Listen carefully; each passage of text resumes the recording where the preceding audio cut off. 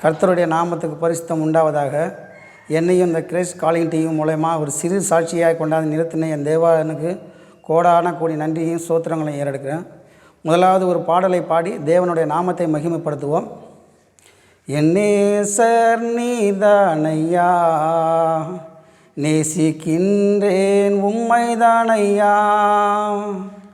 என் நேசர் நீதானையா, நேசிக்கின்றேன் உம்மைதானையா. எனது ஆன்மா உன்னை நினைத்து என்னாலும் ஏங்குதையா. எனது ஆன்மா உன்னை நினைத்து என்னாலும் ஏங்குதையா. எந்தன் படுக்கையிலும் உம்மைதான் நினைப்பேன், நடுராவினில் தியானிக்கிறேன். எந்தன் படுக்கையிலும் உம்மைதான் நினைப்பேன், நடுராவினில் தியானிக்கிறேன். என் நேசர் நீதானையா, நேசிக்கின்றேன் உம்மைதானையா. என் நேசர் நீதானையா, நேசிக்கின்றேன் உம்மைதானையா. கர்த்தருடைய பரிசுத்த நாமத்துக்கு ஸ்தோத்திரம். என் பேர் காட்டுமன்னார்குடி வட்டம், தொண்டமானத்துங்கிற கிராமம், கடலூர் மாவட்டம். இப்போது எனக்கு பேர் ஆண்டவருக்குள்ளே ரட்சிக்கப்பட்ட பிறகு எனக்கு பேர் சாமுவேல். நாங்கள் பாரம்பரிய இந்து குடும்பத்தை சேர்ந்தவங்க. எங்கள் அப்பா, எங்கள் பாட்டன், எங்கள் முப்பாட்டன் எல்லாமே இந்து தெய்வத்தை கும்பிட்டோம் நாங்கள். அப்படி இருக்கும்போது எங்கள் அப்பாவோடைய பேர் அமாவாசை, எங்கள் அம்மாவோட பேர் பட்டம்மாள். எங்கள் அம்மா பிறந்த ஊர் பூம்புகார். எங்கள் அப்பா எங்கள் அம்மாவை கல்யாணம் பண்ணி எங்களுக்கு ஒரு 6 குழந்தைகள் பிறந்தது எங்கள் அப்பாவுக்கு. அதில் நான் 4வது பையனாக பிறந்தேன். இந்த 6 பேரில் எனக்கு மூத்தவங்க 3 பேர், 2 பேர் ஆம்பளை, ஒரு பொண்ணு. எனக்கு கீழே 2 தம்பிங்க. அப்போ எங்கள் மூத்த ஒரு அண்ணன் பேர் செந்தில்குமார், அடுத்த அண்ணன் பேர் வெற்றிவேல், 3வது எங்கள் அக்கா பேர் திலகவதி, எங்கள் அக்காவுக்கு அடுத்தது நான், என் பேர் திருமுருகன். எனக்கு கீழே 2 தம்பிங்க. என் தம்பிங்க பேர் ஒருத்தன் பேர் உமாநாத், ஒருத்தன் பேர் காரல் மார்க்ஸ். நாங்கள் 6 பேரும் அந்த சிறிய கிராமத்தில் வாழ்ந்து வந்துக்கிட்டு இருந்தோம். அப்போ எங்கள் அப்பா ஒரு கூலி விவசாயம் தான் செய்வார், கூலிக்கு வேலைக்காரர். எங்கள் அம்மா காலையில் களை எடுக்க போவாங்க, சாயந்தரம் 6 மணிக்கு வருவாங்க. எங்கள் அப்பா அதே மாதிரி காலையில் எழுந்திரிச்சவொடனே தோல் மலை மம்முட்டியை போட்டுக்கிட்டு காலையில் வயலுக்கு வேலைக்கு போயிட்டு சாயந்தரம் 6 மணிக்கு தான் வருவார். அப்படியா வந்துக்கிட்டு இருக்கும்போது நாங்கள் எல்லாம் ஜாலியாக வாழ்ந்துக்கிட்டு இருக்கும்போது எங்கள் அப்பா நினச்சாரு, சரி நம்ம தான் அந்த காலத்தில் படிக்காமல் இருந்துட்டோம், நம்ம பசங்களையாவது படிக்க வைக்கும் அப்படின்னு சொல்லிட்டு எங்களை முதலாவது கொண்டு போய் எங்கள் ஊருக்கு ஒரு 4 கிலோமீட்டருக்கு பக்கத்தில் ஒரு எலிமெண்ட்ரி ஸ்கூல், அந்த ஸ்கூலில் எங்களை ஒவ்வொருத்தராக கொண்டு போய் சேர்க்குறாரு. ஒவ்வொருத்தராக கொண்டு போய் சேர்க்கும் போது எங்கள் அண்ணன் ஃபஸ்ட்டு போகிறாரு. அவர் அந்த ஸ்கூலில் 5வது வரலையும் தான் இருக்குது, 5வது வரலையும் படிக்கிறாரு. அடுத்த அண்ணன் போகிறாரு, அடுத்த அண்ணனும் 5வது வரலையும் அந்த ஸ்கூலில் படிக்கிறாரு. திரும்பி வேறு ஸ்கூலுக்கு போயிடுறாங்க. அதே மாதிரி ஒவ்வொருத்தராக அந்த ஸ்கூலில் படிச்சுட்டு திரும்பி எல்லாருமே படிக்க வேண்டிய இடம்னா அந்த காட்டுமன்னார்குடி தாலுக்கான்னு சொன்னால, அதில் தான் ஹையர் செகண்டரி ஸ்கூல். அப்போ அங்கே தான் ஹையர் செகண்டரி ஸ்கூலுக்கு வரணும். 6வதுலேருந்து 12வது வரலையும் அந்த ஹையர் செகண்டரி ஸ்கூலில் இருக்குது. அப்போ அங்கே படிக்கும்போது முதலாவது எங்கள் அண்ணனை கொண்டாந்து அங்கே 6th கொண்டு போய் சேர்த்தாங்க. 6th அவரை கொண்டு போய் சேர்த்து அங்கே படிச்சுக்கிட்டு இருந்தார். அப்போ அவர் 9th போகும்போது இவர் சின்ன அண்ணனை கொண்டு போய் அங்கே 6th சேர்த்தாங்க. அப்போ 6th சேர்க்கும் போது அப்போ 9வதுலேருந்து அந்த ஸ்கூலில் பிடி டைமில் யாருக்கு என்னென்ன ஸ்போர்ட்ஸு விருப்பமோ அதை விளையாடலாம் அப்படின்னு சொல்லிட்டு ஸ்கூலில் விளையாட்டு போட்டி ஆரம்பித்தாங்க. அப்போ ஸ்கூலில் ஆள் எடுக்கும்போது எங்கள் அண்ணனும் கபடியில் போய் சேர்ந்தார். யார்? மூத்த அண்ணன் செந்தில்குமார் இருக்கார, அவர் கபடி போட்டியில் போய் சேர்றாரு. அப்போ கபடி போட்டியில் போய் சேர்ந்து அந்த முன்னாடி ஸ்கூலில் விளையாடுறாரு. ஸ்கூலு விளையாடுறாரு, அதில் வின் பண்ணிடுறாங்க. அந்த ஹையர் செகண்டரி ஸ்கூல் பேர் ஜெயிச்சிடுறாங்க. திரும்பி அப்படியே ஸ்டேட் டிஸ்ட்ரிக்ட் லெவலில் ஆடுறாங்க. டிஸ்ட்ரிக்ட் லெவலில் ஆடும்போது நல்ல பேர் அந்த ஸ்கூலுக்கு, கபடியில் நல்ல பிளேயர் ஆகிட்டார். அப்போ அமாவாசையோட பையன் செந்தில்குமாருங்கிறத விட செந்தில்குமாரோட அப்பா தான் அமாவாசை அப்படிங்கிற மாதிரி பேர் எடுத்துட்டார் இந்த ஸ்போர்ட்ஸில். அப்போ எல்லாருக்கும் நாளடைவில் எல்லா ஸ்கூலுக்கும் எல்லாருக்கும் தெரிய வர ஆரம்பிச்சிது. அப்போ சரி இந்த டிஸ்ட்ரிக்ட் லெவலில் முடிஞ்சு போச்சு, இதுக்கு மேலே ஸ்டேட் லெவலில் ஆடுறதுக்கு தகுதி பெற்றுட்டாங்க, முடிஞ்சு போச்சு, தகுதி ஆகிடுச்சு, ஸ்டேட் லெவலில் ஆடலாங்கிற ஒரு சுச்சுவேஷனில் இருக்கும்போது அப்போ திரும்பி டிஸ்ட்ரிக்ட் லெவலில் ஒரு போட்டி நடக்குது. அந்த போட்டி வந்து டிஸ்ட்ரிக்ட் லெவலில் போய் ஆடிக்கிட்டு இருக்கும்போது அந்த ப்ளே கிரவுண்டில் காலில் ஒரு சின்ன ஆணி குத்தி போச்சு. அந்த ஆணியை குத்தி இழுத்து போட்டுட்டு திரும்பி விளையாடிட்டு வின் பண்ணிவிட்டு வீட்டுக்கு வந்துட்டார். வின் பண்ணிவிட்டு வீட்டுக்கு வந்த பிறகு திரும்பி வீட்டுக்கு வந்து அந்த இதை கவனிக்காமல் விட்ட பிறகு அந்த புற வச்சு செப்டிக் ஆகிப்போச்சு. இது எங்களுக்கு தெரியாது.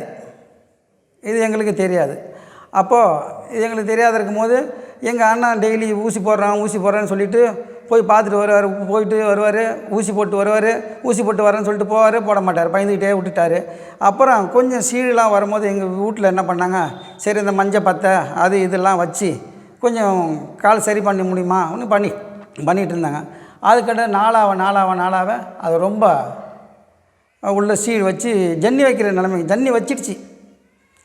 ஜன்னி வச்ச பிறகு என்னடா பண்ணுறது, ஒன்றுமே பண்ண முடியன்ட்டு திரும்பி ஒரு நாள் சாப்பிட்டுட்டு இருக்கும்போது எங்கள் அண்ணனுக்கு மண்ணி அடிச்சு போச்சுன்னா சாப்பிடும்போது தொண்டைக்குள்ளே உள்ளே போகல, அப்படியே எரிய ஆரம்பித்தோடனே கடந்து பிறல்றாங்க.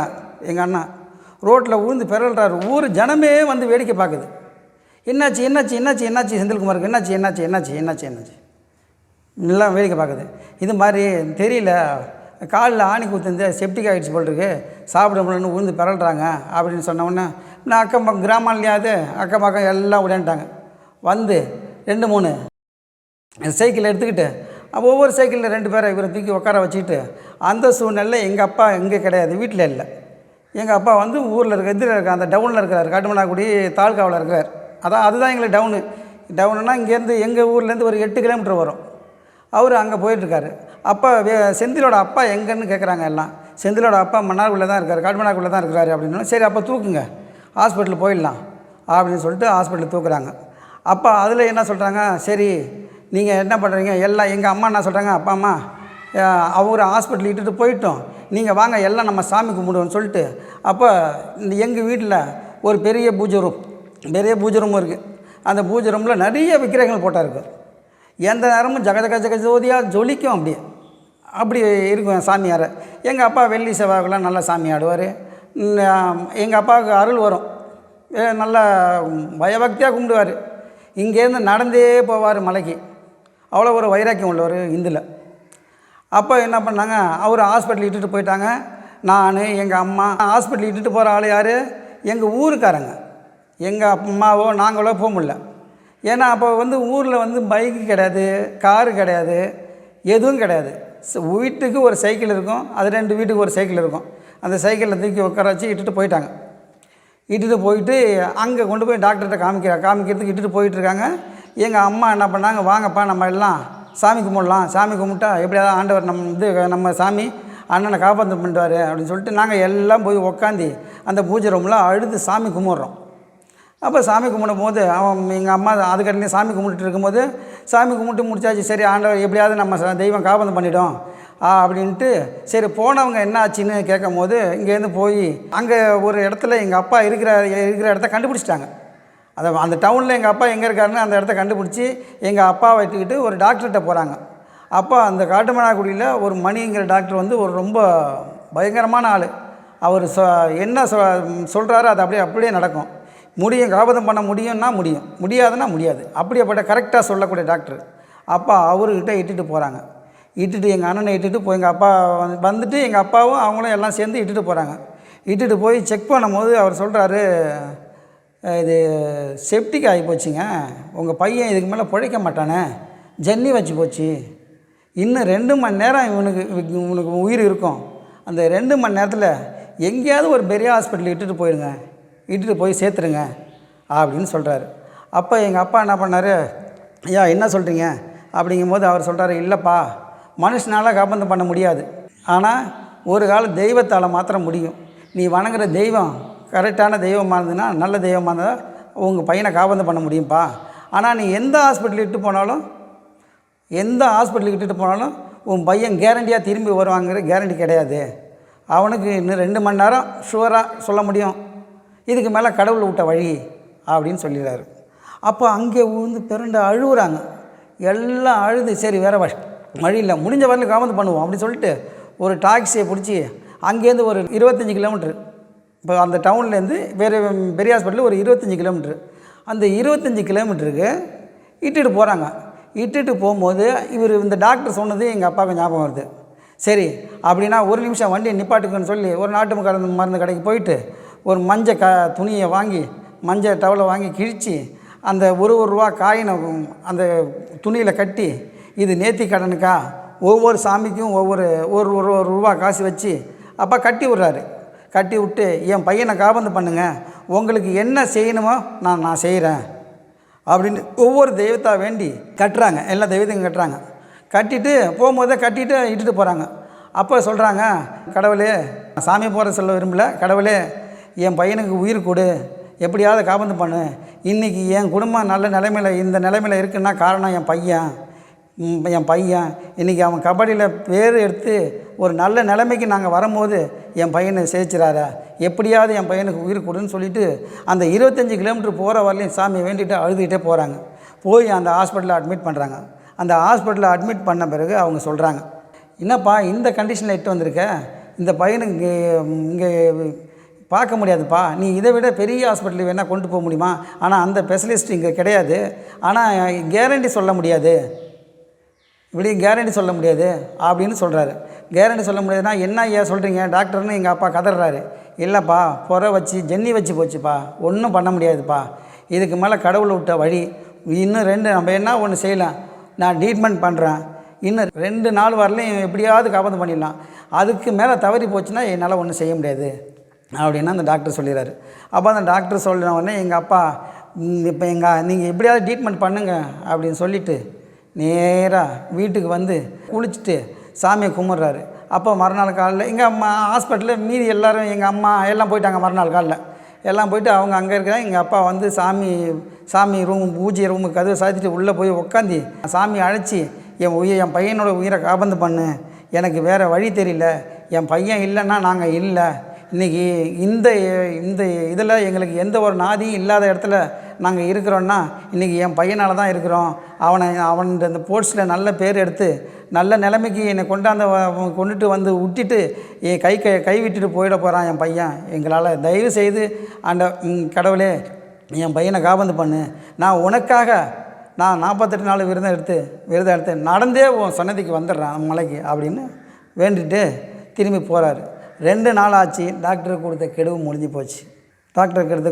போச்சு. விடிய காலம் 4 மணிக்கு எங்கள் அண்ணன் இறந்துட்டார் உங்கள் பையன் அப்படின்னு சொல்லும் போது இவரால் ஒன்றும் சொல்ல முடியல. ஆனால் மலை மாதிரி நம்பியிருந்தோமே நம்ம கடவுள் காபந்து பண்ணுவார்னு, காபந்து பண்ணலையே அப்படின்ட்டு ஒன்றுமே செய்ய முடியல. அப்படியே மனசு ரொம்ப நொந்து போயிட்டார்.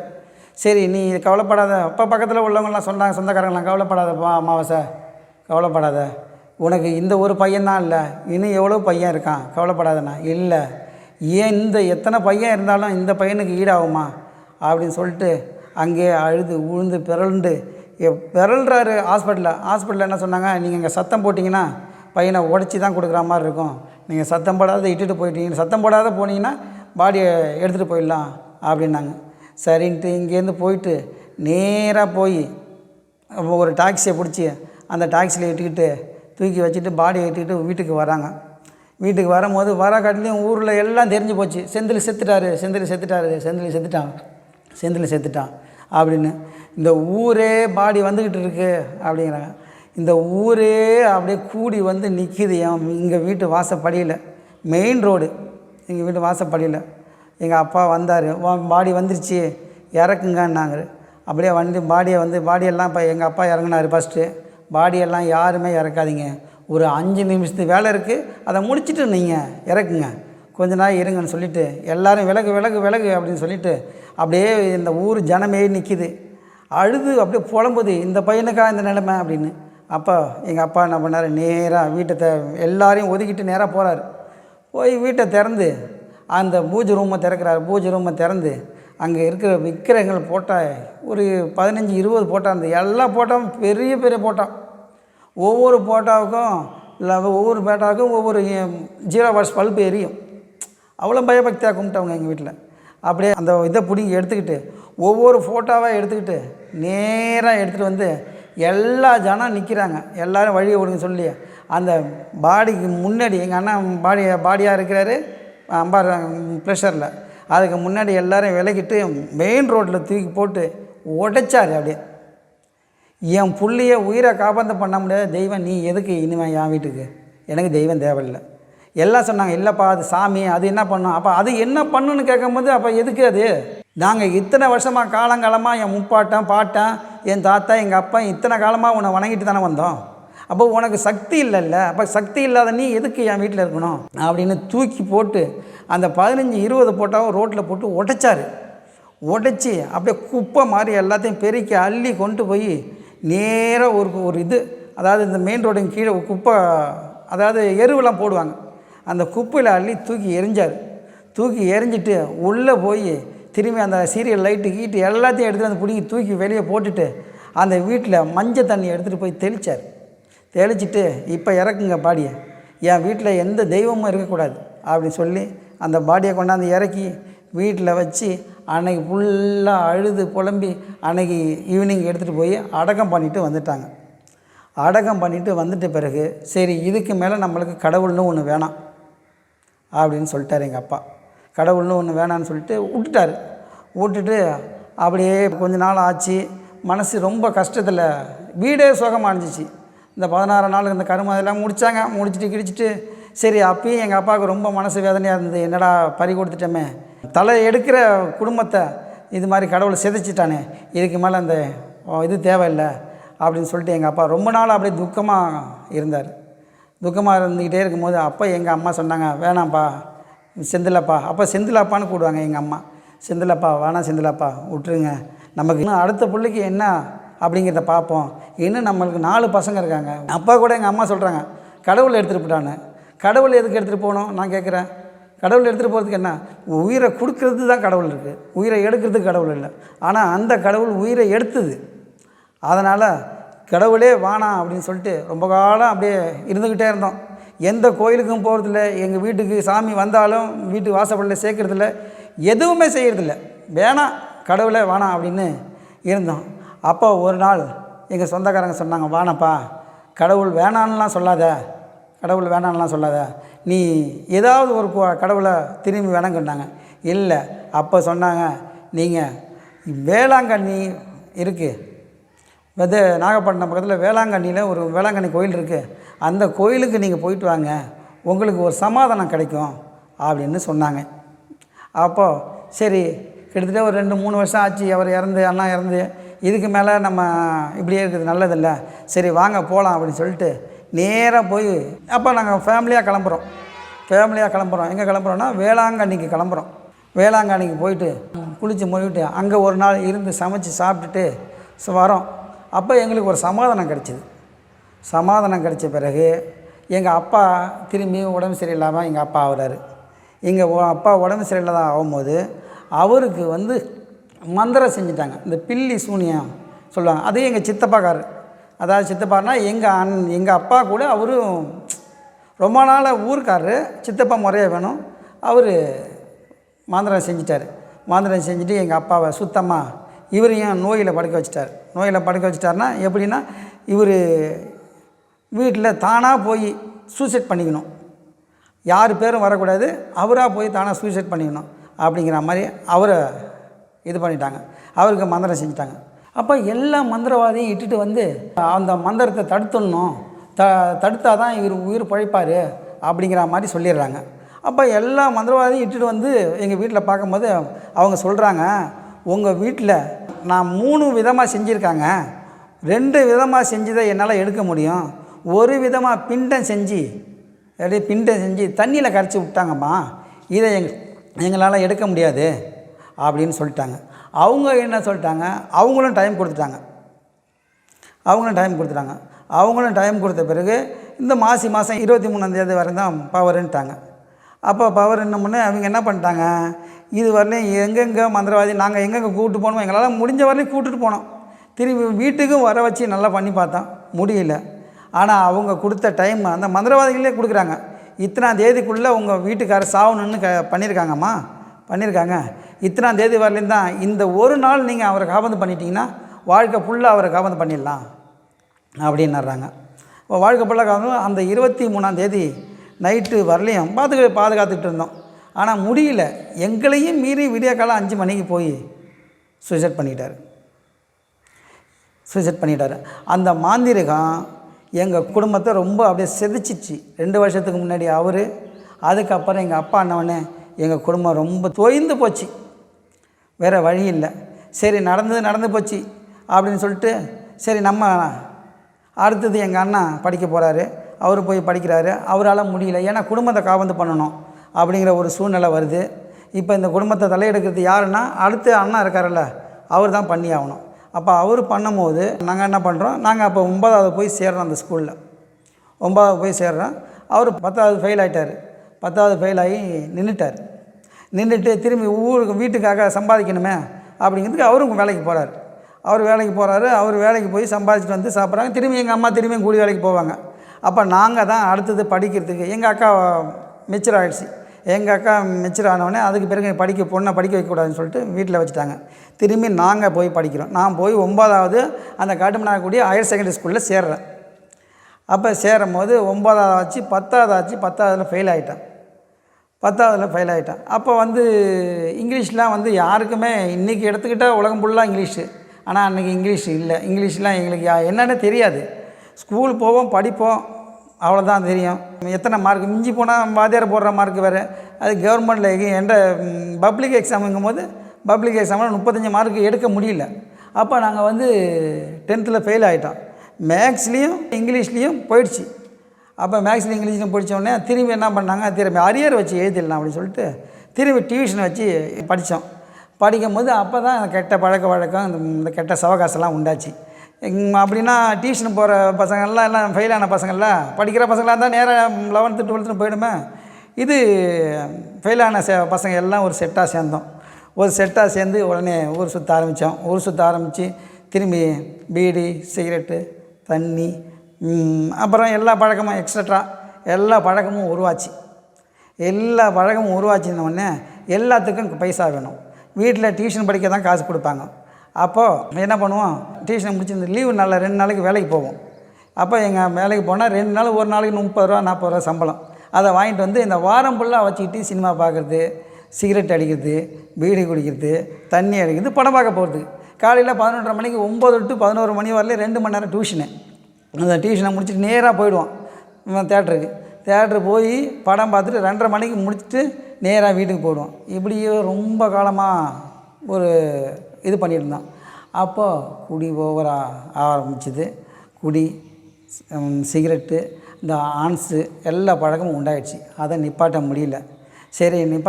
என்னடா பண்ணுறதுன்னு சொல்லிட்டு எப்படியாவது கஷ்டப்பட்டு அந்த 2 சப்ஜெக்டை எழுதி பாஸ் பண்ணிட்டாங்க. திரும்பி போய் 11th சேர்றோம். அந்த ஸ்கூலில் சேர்றோம். 11th ஸ்கூலில் சேரும் போது சேர்ந்துட்டு 11th ஜாலியாக ஓடிச்சு. 11th எந்த இதுவும் கிடையாது. 12th மாத்திரம் பப்ளிக் எக்ஸாம் பப்ளிக் எக்ஸாமு. அப்போ அந்த சின்ன வயசில் அந்த இதில் ஆரம்பித்த சவகாசம், 10th ஃபெயில் ஆகி டியூஷனில் ஆரம்பித்த சவகாசம் என்ன பண்ணிச்சு, அப்போ திரும்பி எங்களுக்குள்ளே எல்லாருமே ஒரே கிளாஸில் ஜாயின் பண்ணிட்டோம். ஒரே கிளாஸில் ஜாயின் பண்ணோன்னா ரொம்ப சந்தோஷமாக போச்சு. 11th யாரும் கண்டுக்க முடியாது. 11th முடிச்சுட்டு 12th போன பிறகு யாரும் எதுவும் கேட்க முடியாது. படிப்பு சுத்தமாக கிடையாது. எந்த நேரமும் போய் இது பண்ணுறது. கிளாஸு அங்கே நடந்துக்கிட்ட டீச்சர் கிடையாது, வாத்தியார் தான் இருப்பார். சார் அங்கே கிளாஸ் நடத்திட்டு இருப்பார். நாங்கள் இங்கே அப்படியே அந்த சந்தில் பூந்து அப்படியே கீழே இறங்கி போய் ஒரு தம் பற்ற வச்சுட்டு திரும்பி அப்படியே உள்ளே இருக்கோம். ஜன்னலில் இதெல்லாம் கம்பிலாம் கிடையாது, டோரும் கிடையாது. அப்படி பண்ணிகிட்டு இருக்கோம். அப்படி பண்ணிகிட்டு இருக்கும்போது சினிமாவுக்கு போவோம், வருவோம். ரொம்ப கெட்டு போட்டோம். அதாவது ரொம்ப கெட்டு போய் ரொம்ப நூலாகி எக்ஸாம் +2 எக்ஸாம் எழுதிட்டு ரிசல்ட்டு வருது. ஒன்று கூட பாஸ் இல்லை. என்ன பண்ணிங்க, வீட்டில் சொல்ல முடியல. வீட்டில் மார்க் லிஸ்ட்டு வாங்குன்றாங்க. ஆனால் போய் மார்க் லிஸ்ட்டு வாங்கிட்டு வரேன் வந்து பார்த்தா எல்லாத்துலேயும் ஃபெயிலு. வீட்டில் காட்ட முடியாது. அப்போ காட்டினா அண்ணா அப்பா இல்லை அம்மா, அண்ணன் கண்ட்ரோலில் தான் வீடு.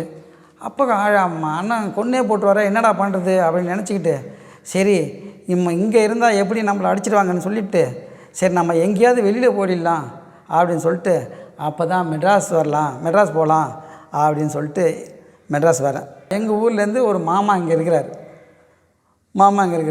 அப்போ அந்த மாமா வீட்டுக்கு வரேன். தெரியாது, யாருக்குமே தெரியாது. ஃபஸ்ட்டு அவங்க வீட்டுக்கு வரேன். மெட்ராஸு அதான் ஃபஸ்ட்டு. ஏன்னா வீட்டுக்கும் தெரியாது, தெரிஞ்சால் விட மாட்டாங்களே, அடிச்சிடுவாங்களேன்ட்டு நேராக மெட்ராஸ் வரேன். மெட்ராஸ் வந்தோடனே, என்னடா மாப்பிள்ள இங்கே வந்திருக்க அப்படின்னாங்க. இல்லை மாமா, இது மாதிரி நான் ஃபெயில் ஆகிட்டேன், கெட்ட சவகாசெல்லாம் இருந்தது, அதனால் நான் ஃபெயில் ஆகிட்டேன் மாமா. வீட்டில் என்னை கொன்னே போட்டுருவாங்க, நான் பயந்துட்டு வந்துட்டேன் மாமா. எனக்கு எப்படியாவது ஒரு வேலை வாங்கி கொடுத்துரு, நாங்கள் வேலையில் ஜாயின் பண்ணிக்கிறேன், நான் இங்கேயே இருந்துக்கிறேன் மாமா அப்படின்னு. சரிடா மாப்பிள்ள இருடா நான் வாங்கி தரேன்னு சொல்லிட்டு எங்கள் மாமா ஒரு ப்ரைவேட் கம்பெனியில் அவங்க ஒய்ஃபு சேர்ந்துருக்க கம்பெனிலே போய் எனக்கு ஒரு வேலை வாங்கி கொடுத்தாரு. அந்த வேலை செஞ்சுக்கிட்டு இருக்கேன். வேலை செஞ்சுட்டு இருக்கும்போது அப்போ இங்கே 1 மாதம் ஆச்சு, 2 மாதம் ஆச்சு, தனிப்பட்ட முறையிலே ஆச்சு. வேறு யாருமே கிடையாது, நம்மளை கேட்கார மேப்பாரே யாரும் கிடையாது. 8 மணி நேரம் அந்த கம்பெனியில் டியூட்டி, மீதி 16 மணி நேரம் இருக்குது. இந்த 16 மணி நேரமும் நாங்கள் சுற்றாத இடம் கிடையாது மெட்ராஸில். ராத்திரிக்கு அந்த 8 மணி நேரம் தானே டியூட்டி, காலையில் 8 to 5. மீதி டைம் பூரா போகிறது, அப்படியே பீச்சுக்கு போகிறது, அங்கே போகிறது, இங்கே போகிறது, வருது. இந்த மாதம் ஆனால் சம்பளம் வாங்கி வீட்டுக்கு அனுப்புறதில்ல. வீட்டில் தான் நம்ம சொல்லாமல் தானே அப்படின்ட்டோம், வீட்டுக்கு அனுப்புறதில்ல. பயங்கர தண்ணி, பீடி, சிகரெட். ராத்திரிக்கு நெகம் இருக்காது. ஹாஸ்டலில் அங்கே ஹாஸ்டலில் போகும்போது வீடெலாம் கிடையாது, அங்கேயே ஹாஸ்டலு. எங்கே நாங்கள் இப்போ கம்பெனியில் வேலை பார்க்குறோன்னா அந்த கம்பெனியில் ஹாஸ்டலு. 3 வேளையும் சாப்பாடு அங்கே உண்டு, தங்குறதுக்கு ரூம் எல்லாம் கொடுத்துருவாங்க. அப்போ ஊர் சுற்றிட்டு ராத்திரிக்கு நெகம் இல்லாமல் போய் 11 மணி 12 மணி 1 மணிக்கு போய் படுப்போம். காலையில் எழுந்திரிச்சி வந்துடுவோம். அப்போ கொஞ்சம் கொஞ்சமாக அந்த பீடி, சிகரெட்டு, ஆன்ஸு, பாக்கு, தண்ணி அப்படிலாம் போட்டு உடம்பு பூரா பயங்கர ஒரு இதெல்லாம் ஆகிடுச்சு. அப்போ சரி என்னடா ஆச்சு, இப்படி ஆகிட்டுருக்குமே, இப்படியே இருந்தால் நம்ம இப்போ ஒன்றும் செய்ய முடியாது அப்படின்னு சொல்லிட்டு, வயசு வேறு 24 வயசு ஆகிடுச்சு. சரி நம்ம ஒரு கல்யாணத்தை பண்ணுவோம். கல்யாணத்தை எப்படி பண்ண முடியும்? வீட்டில் நல்ல பேர் கிடையாது, வீட்டில் கொண்டு போய் சம்பாரித்து கொடுக்குறதும் கிடையாது. எப்போ நான் +2 ஃபெயில் ஆகி வெளியில் வந்தோன்னோ அன்னையிலேருந்து இன்ன வரலையும் வீட்டுக்கு 1 ரூபா அனுப்பலை. நம்ம வீட்டில் போய் எப்படி கல்யாணம் பண்ணணும்னு சொல்ல முடியும்? பண்ண முடியாது. அதனால் நான் என்ன பண்ணேன், சரி நம்ம இங்கேயே லவ் பண்ணி யாராவது கல்யாணம் பண்ணிக்கலாம் அப்படின்னு நினச்சிக்கிட்டு, அப்போ நான் கம்பெனியில் ஒர்க் பண்ணிகிட்டு இருக்கும்போது, அப்போ நான் ப்ரெஸ் ஆப்ரேட்டராக ஒர்க் பண்ணுறேன். ஆப்ரேட்டராக ஒர்க் பண்ணும்போது அப்போ இப்போ எனக்கு ஒய்ஃபாக இருக்கிறவங்க கல்யாணம் பண்ணியிருக்கோம். என் ஒய்ஃப் வந்து டெய்லி அந்த நான் ஓட்டுற ப்ரெஸ்ஸு மிஷின் இருக்குல்ல, அந்த மிஷினாண்ட பெருக்கிறதுக்கு வருவாங்க, அந்த ரூமை பெருக்க. அப்போ லேடிஸுங்களுக்கு என்னன்னா, லேடிஸு காலையில் 8:30 மணிக்கு கம்பெனிக்கு உள்ளே வந்த பிறகு ஃபஸ்ட்டு எல்லா ரூமையும் ஆஃபீஸ்லேருந்து ஃபேக்ட்ரிலேருந்து அத்தனையும் போய் பெருக்கிட்டு, அதுக்கப்புறம் தான் அவங்க போய் 11 மணிக்கு மேலே 10:30 மணிக்கு மேலே தான் வந்து அவங்க அசம்பிளியில் உட்காருவாங்க. ஏன்னா அவங்க அசம்பிளி செக்ஷனு, நாங்கள் வந்து ப்ரெஸ் ஆப்ரேட்டரு. அப்போ நாங்கள் ப்ரெஸ் ஆப்ரேட்டர் பண்ணிகிட்டு இருக்கும்போது டெய்லி வருவாங்க, பெருக்குவாங்க, போவாங்க, வருவாங்க. ஆனால் எனக்கு எந்த ஒரு இதுவும் இருக்காது. அப்போ ஒரு நாள் அவங்க வரல. யார்? ஒரு நாள் பெருக்கிறதுக்கு எங்கள் வீட்டுக்காரங்க வரலன்னொடனே, ஏன்டா இன்றைக்கி ஆள் வரல பெருக்கிறதுக்கு, இடம்லாம் நசன்னு கிடக்க, மிஷின் நின்று அந்த இடத்துல வேலை செய்கிறதுக்கே ஒரு மாதிரியாக இருக்க அப்படின்னு பக்கத்தில் இன்னொரு அவங்க 2-3 பேர் வராங்கள, அந்த அக்காவை கூப்பிட்டு கேட்குறேன், அக்கா என்னக்கா இவங்க இந்த பெருக்கிறதுக்கு அந்த பொண்ணு வரல அப்படின்னா, இல்லைப்பா அந்த பொண்ணுக்கு இன்றைக்கி மாப்பிள்ளை பார்க்க போகிறாங்க அப்படின்னாங்க. சரி அப்படியா, அப்படி மாப்பிள்ளை பார்க்க போகிறாங்களா அப்படின்னு சொல்லிட்டு எனக்கு ஒரு மாதிரியாக இருந்துச்சு. சரி ரைட்டு பார்த்துட்டு வரட்டும் அப்படின்னோடனே திரும்பி மறுநாள் அதே மாதிரி அவங்க வராங்க. உள்ளே வரும்போது எனக்கு ஒரு ஆசை, ஏன் இவங்களை நம்ம கல்யாணம் பண்ணிக்கூடாது அப்படிங்கிற ஒரு ஆசை. சரி நம்ம கேட்டு பார்ப்போம் அப்படின்னு சொல்லிட்டு, நம்ம இங்கெல்லாம் கேட்டால் தப்பாக போகுது அப்படின்னு சொல்லிட்டு கிழிச்சிட்டு அன்றைக்கி முடிஞ்சுது, டியூட்டி முடிஞ்சுது. நேராக குளிச்சுட்டு அந்த அக்காவை கூப்பிட்டு, எனக்கு எங்கள் மாமா இருக்கார்ல அவரோட ஒய்ஃபு, அவங்கள கூப்பிட்டு, அக்கா அந்த பொண்ணு வீட்டை காட்டுங்கக்கா அப்படின்னு. என்னடா விஷயம்? ஒன்றும் இல்லை, சும்மா தான் போய் பார்த்துட்டு வரணுக்கா அப்படின்னு. சரி வாடா என் கூட நான் காட்டுறேன் அப்படின்னு சொல்லிட்டு அவங்க இதாண்டா வீடு அப்படின்னு சொல்லிட்டு அவங்க வீட்டுக்கு போயிட்டாங்க. சரி நான் போனேன், அம்மா இது மாதிரி மேலே ஆசைப்பட்றேம்மா, உன்னை கல்யாணம் பண்ணிக்கலான்னு இருக்கேன், என்ன சொல்கிறீங்க அப்படின்னு கேட்டேன். இல்லைண்ணா எனக்கு, அப்போ அவங்க அண்ணன் தான் சொன்னாங்க, இல்லைண்ணா எனக்கு மாப்பிள்ளை வந்து பார்த்துட்டு போயிருக்காங்க, இன்னும் ஒரு 10 நாளில் வந்து கை நினைக்க போகிறாங்கண்ணா, நிச்சயதார்த்தம் பண்ண போகிறாங்க, நீங்கள் திடீர்னு இப்போ வந்திருக்கீங்களா, சரி நான் இது சரியாக வராது, இல்லைண்ணா நீங்கள் தயவுசெய்து ஏஞ்சி போங்கண்ணா அப்படின்ட்டாங்க. திரும்பியும் போங்கண்ணான்னு சொல்லிவிட்டு நான் வந்துட்டேன். திரும்பியும் போய் நான் கேட்குறேன். அப்போ திரும்பி நான் போய் கேட்கும்போது அவங்க, என்னண்ணா நீங்கள் இப்படி பண்ணிகிட்ருக்கீங்களே, கேட்டுட்ருக்கீங்களே, நான் என்ன பண்ணுறது அப்படின்னு சொல்லிட்டு, சரி அப்படின்ட்டு அவங்க தம்பிக்கிட்ட பேசிட்டு சொல்கிறேன்ட்டு அவங்க தம்பிகிட்ட சொல்கிறாங்க.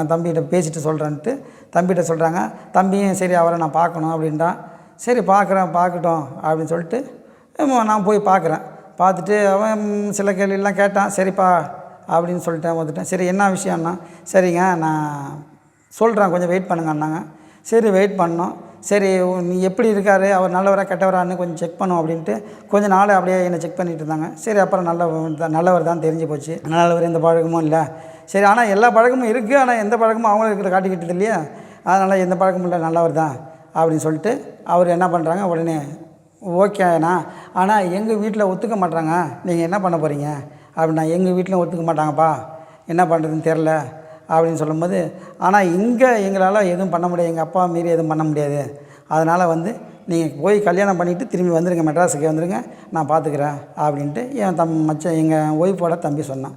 அப்போ எங்கள் ஒய்ஃபை சரிப்பா நான் இட்டுட்டு போய் ஊரில் வச்சு கல்யாணம் பண்ணி இட்டுட்டு வந்துடுறேன்னு சொல்லிட்டு நேராக அப்போ டவுனில் எங்கள் அண்ணன் ஒருத்தர் இருக்கார்.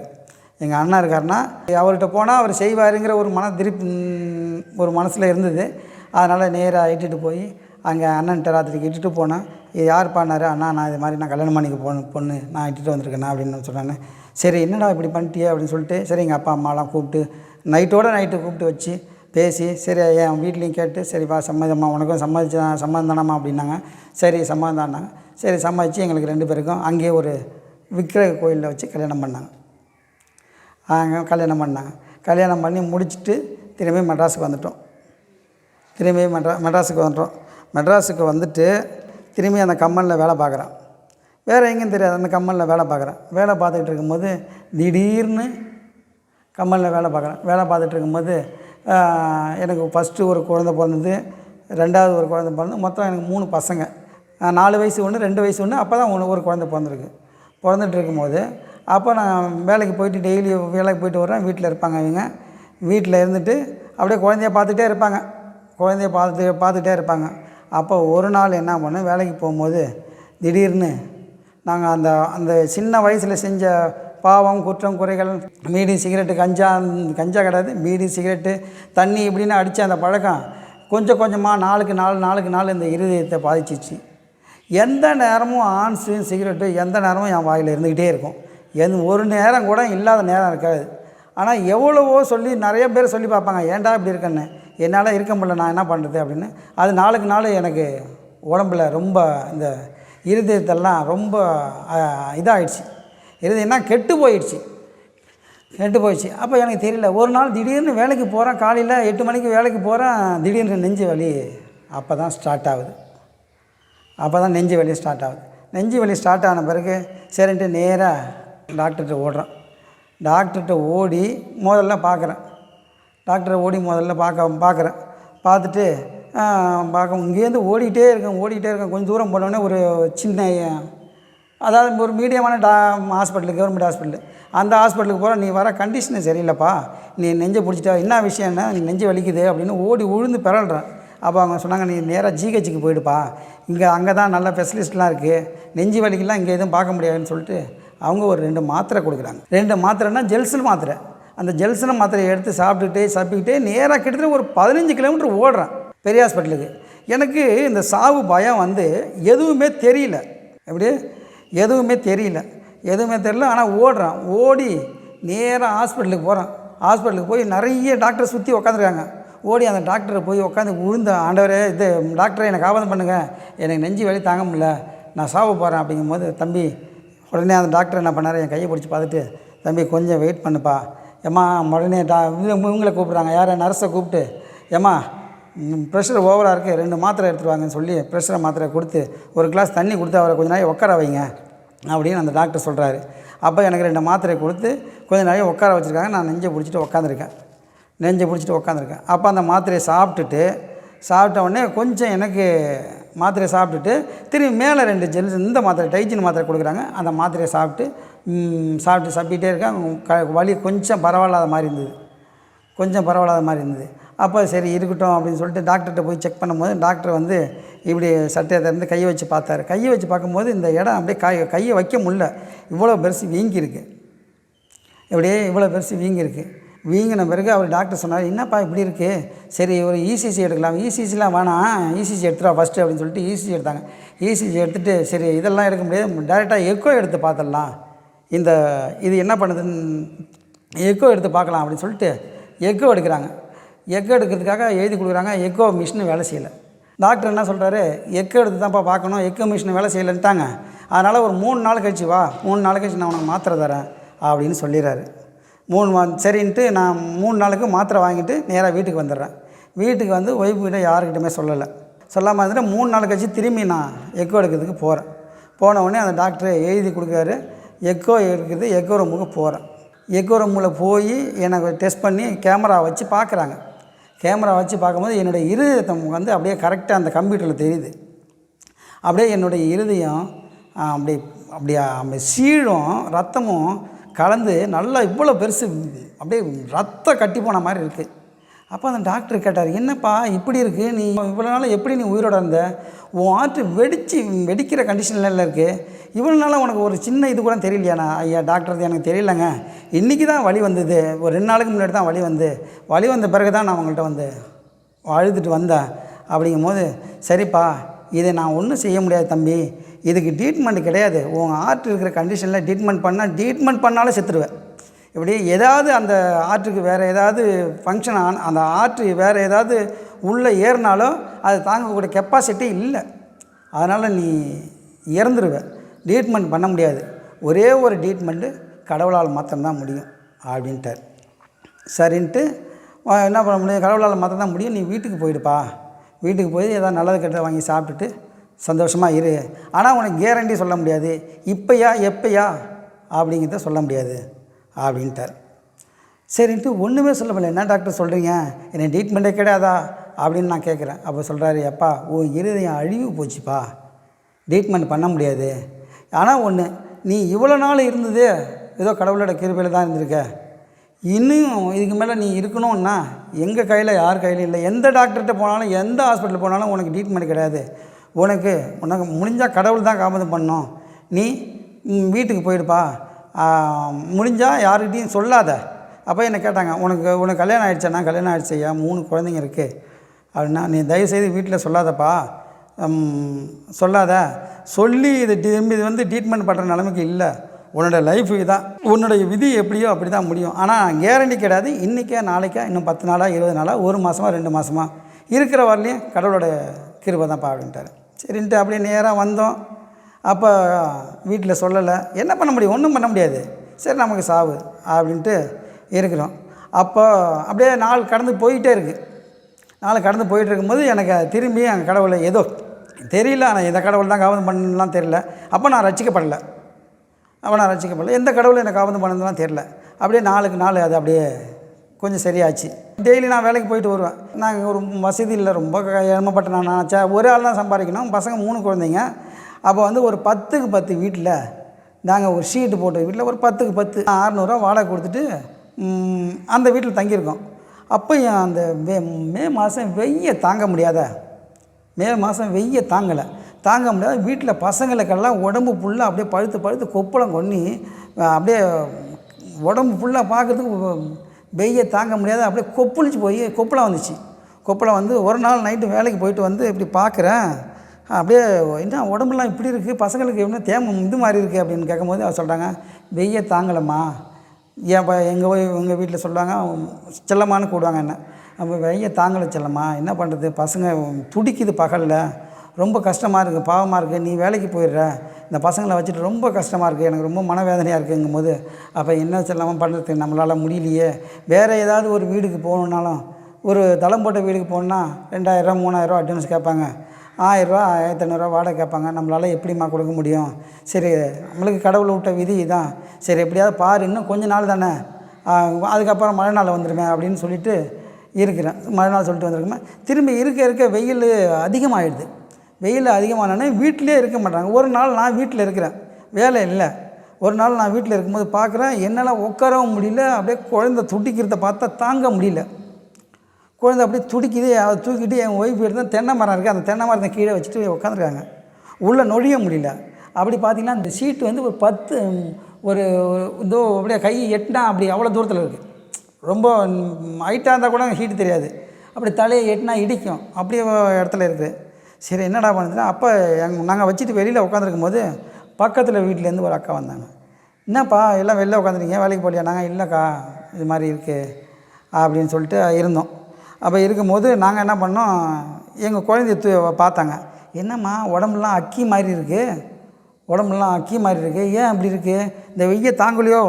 அவனா ஆமாக்கா பசங்களுக்கு வெய்ய தாங்கலைக்கா, உடம்பெல்லாம் கொப்பளம் போட்டுருச்சு, அதனால் எப்படியாவது வேறு வீட்டுக்கு போகிறதுக்கு வழி பார்க்கணுக்கா, ஆனால் இந்த இதில் வச்சுருந்தா பசங்கள்லாம் ரொம்ப செத்துரும் போட்டிருக்கு, பயமாக இருக்குது அப்படின்ட்டேன்.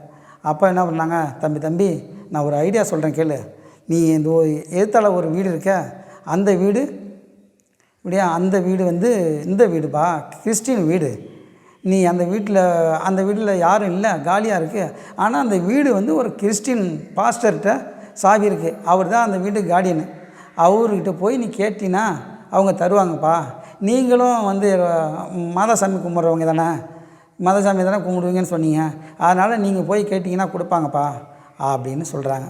அப்போ இல்லைக்கா அந்த வீட்டுக்கு போகணுன்னா நாங்கள் ரொம்ப காசு வேணுக்கா, எங்களால் இந்த வீட்லேயே வாடகை கொடுத்துட்டு இருக்க முடியல, நாங்கள் அந்த வீட்டுக்கு ஒரு அட்வான்ஸு கொடுத்து ஒரு வாடகை கொடுக்கணுன்னா அது நிறைய கேட்பாங்களாக்கா அப்படின்னு. இல்லைப்பா நீ போய் கேளு, உங்களை பார்த்த உடனே உங்களை பார்க்கும் போதே அவங்களுக்கு தெரியும் பாவமாக இருக்கீங்க தெரியும், உங்களால் முடியுமோ கம்மி பண்ணி கொடுப்பாங்கப்பா, நீ போப்பா நாங்கள். ஆனால் எனக்கும் மனசுக்கு வரல, ஏன்னா பெரிய வீடு, நல்ல வீடு, மேலேயும் கீழே வீடு, அந்த வீடு நம்மளுக்கு எப்படி கிடைக்கும்? ஆனால் அந்த வீட்டில் இருக்குன்னா நல்லா ஜாலியாக இருக்கலாம், நல்ல உள்ள எந்த நேரமும். ஆனால் அந்த வீட்டில் இருந்தோம், இருக்கிறதுக்கு முன்னாடி சொல்கிறாங்க இந்த வீட்டில் எப்படி இருக்குதுன்னு கேட்கும்போது அப்போ சொல்கிறாங்க, நல்ல வீடுப்பா நீ போய் இரு அப்படின்றாங்க.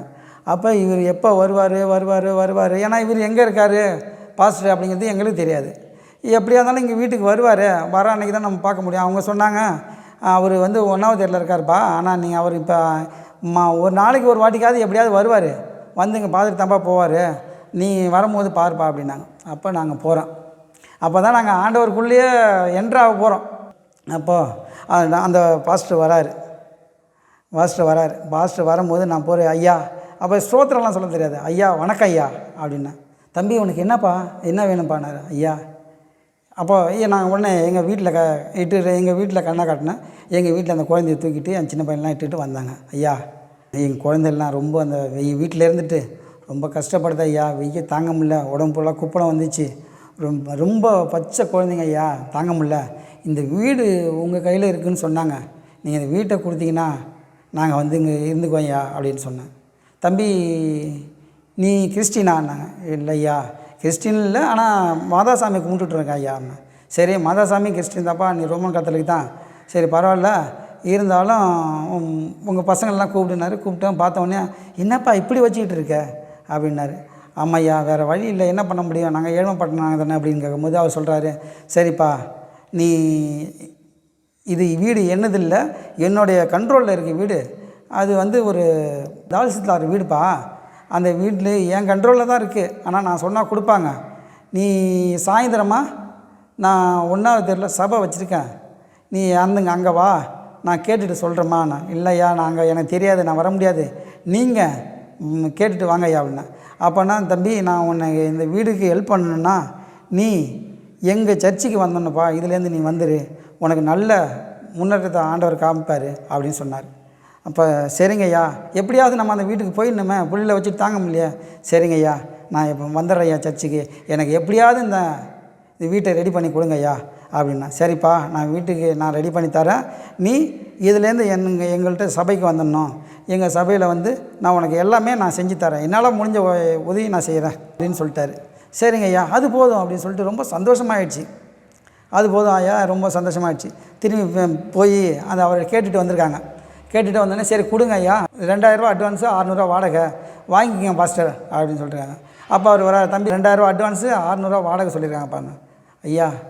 அப்போ கையெடுத்து அவர் பெரியவர் தான், கையெழுத்துக்குமா ஐயா, என்கிட்ட அட்வான்ஸ்லாம் இப்போ இல்லையா, மாதம் வாடகை எப்படியாவது கொடுத்துட்றேன் ஐயா, நான் வேலைக்கு போய் எப்படியாவது கொடுத்துட்றேன் ஐயா, நீங்கள் எப்படியாவது எனக்கு ஒரு உதவி செய்யுங்க ஐயா அப்படின்னா, தம்பி சரி நீ அட்வான்ஸு கொடுத்துட்ட மாதிரி நான் உங்கள்கிட்ட சொல்லிடுறேன், நீ மாதம் வாடகை கொடுக்கும்போது உன்னால் எவ்வளோ முடியுமோ அவ்வளோ சேர்த்து கொடுறா, நான் கட்டிக்கிறேன், மொத்தமாக சேர்த்து 2000 கொடுத்துட்றேன்னாரு.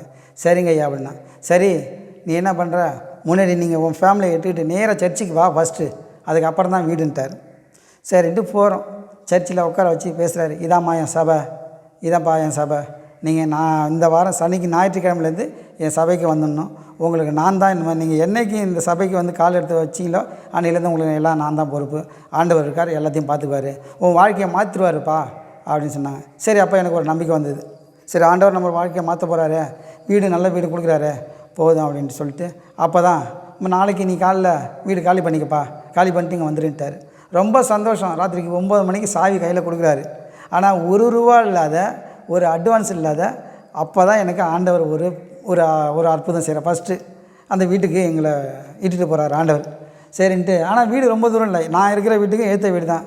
அப்போது எல்லா ஜாமானையும் எடுத்துகிட்டு வந்து, ஜாமான்லாம் இப்போ ஒன்றுமே கிடையாது, அடுப்பு இருக்கும், அடுப்பு இருக்கும், கொஞ்சம் பாத்திரம் இருக்கும், சாமான் சட்டு இருக்கும், சமைச்சு சாப்பிட்ற அளவுக்கு. வேறு பீரோ கூட கிடையாது, அப்போ பீரோ கிடையாது, ஒன்றும் கிடையாது. பொட்டி ஒன்று வச்சுருக்கோம், அந்த பொட்டியில் தான் இந்த ஜாமான்லாம் இது ட்ரெஸ்ஸெல்லாம் இருக்கும். சரின்ட்டு மாற்றிட்டு எடுத்துகிட்டு வந்துட்டோம். அந்த வீட்டுக்கு வந்த உடனே என் பிள்ளைங்கள்லாம் நல்லா தூங்க ஆரம்பிச்சிது. பகலில் அப்படியே குழுன்னு இருக்கும் அந்த வீடு. மேலே வீடு இருக்கிறதுனால கீழே குழுன்னு இருக்கும். அப்போ அப்படியே இருந்துக்கிட்டு இருந்தது. அந்த வீட்டுக்கு வந்துவிட்டோம். சர்ச்சுக்கு போக ஆரம்பித்தோம். நாளுக்கு நாள் எங்களுடைய கஷ்டங்கள்லாம் மாற ஆரம்பிச்சிது. கஷ்டங்கள்லாம் மாறணுமா 6 மாதம் ஆயிடுச்சு.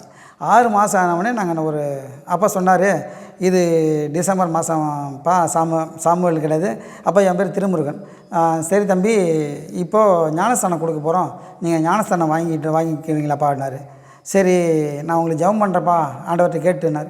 சரிங்க ஐயா நீங்கள் ஜெபம் பண்ணுங்கள், நீங்கள் இல்லைப்பா நீங்கள் 2 பேரும் ஞானஸ்தானம் எடுத்துங்க அப்படின்னு சொன்னார்.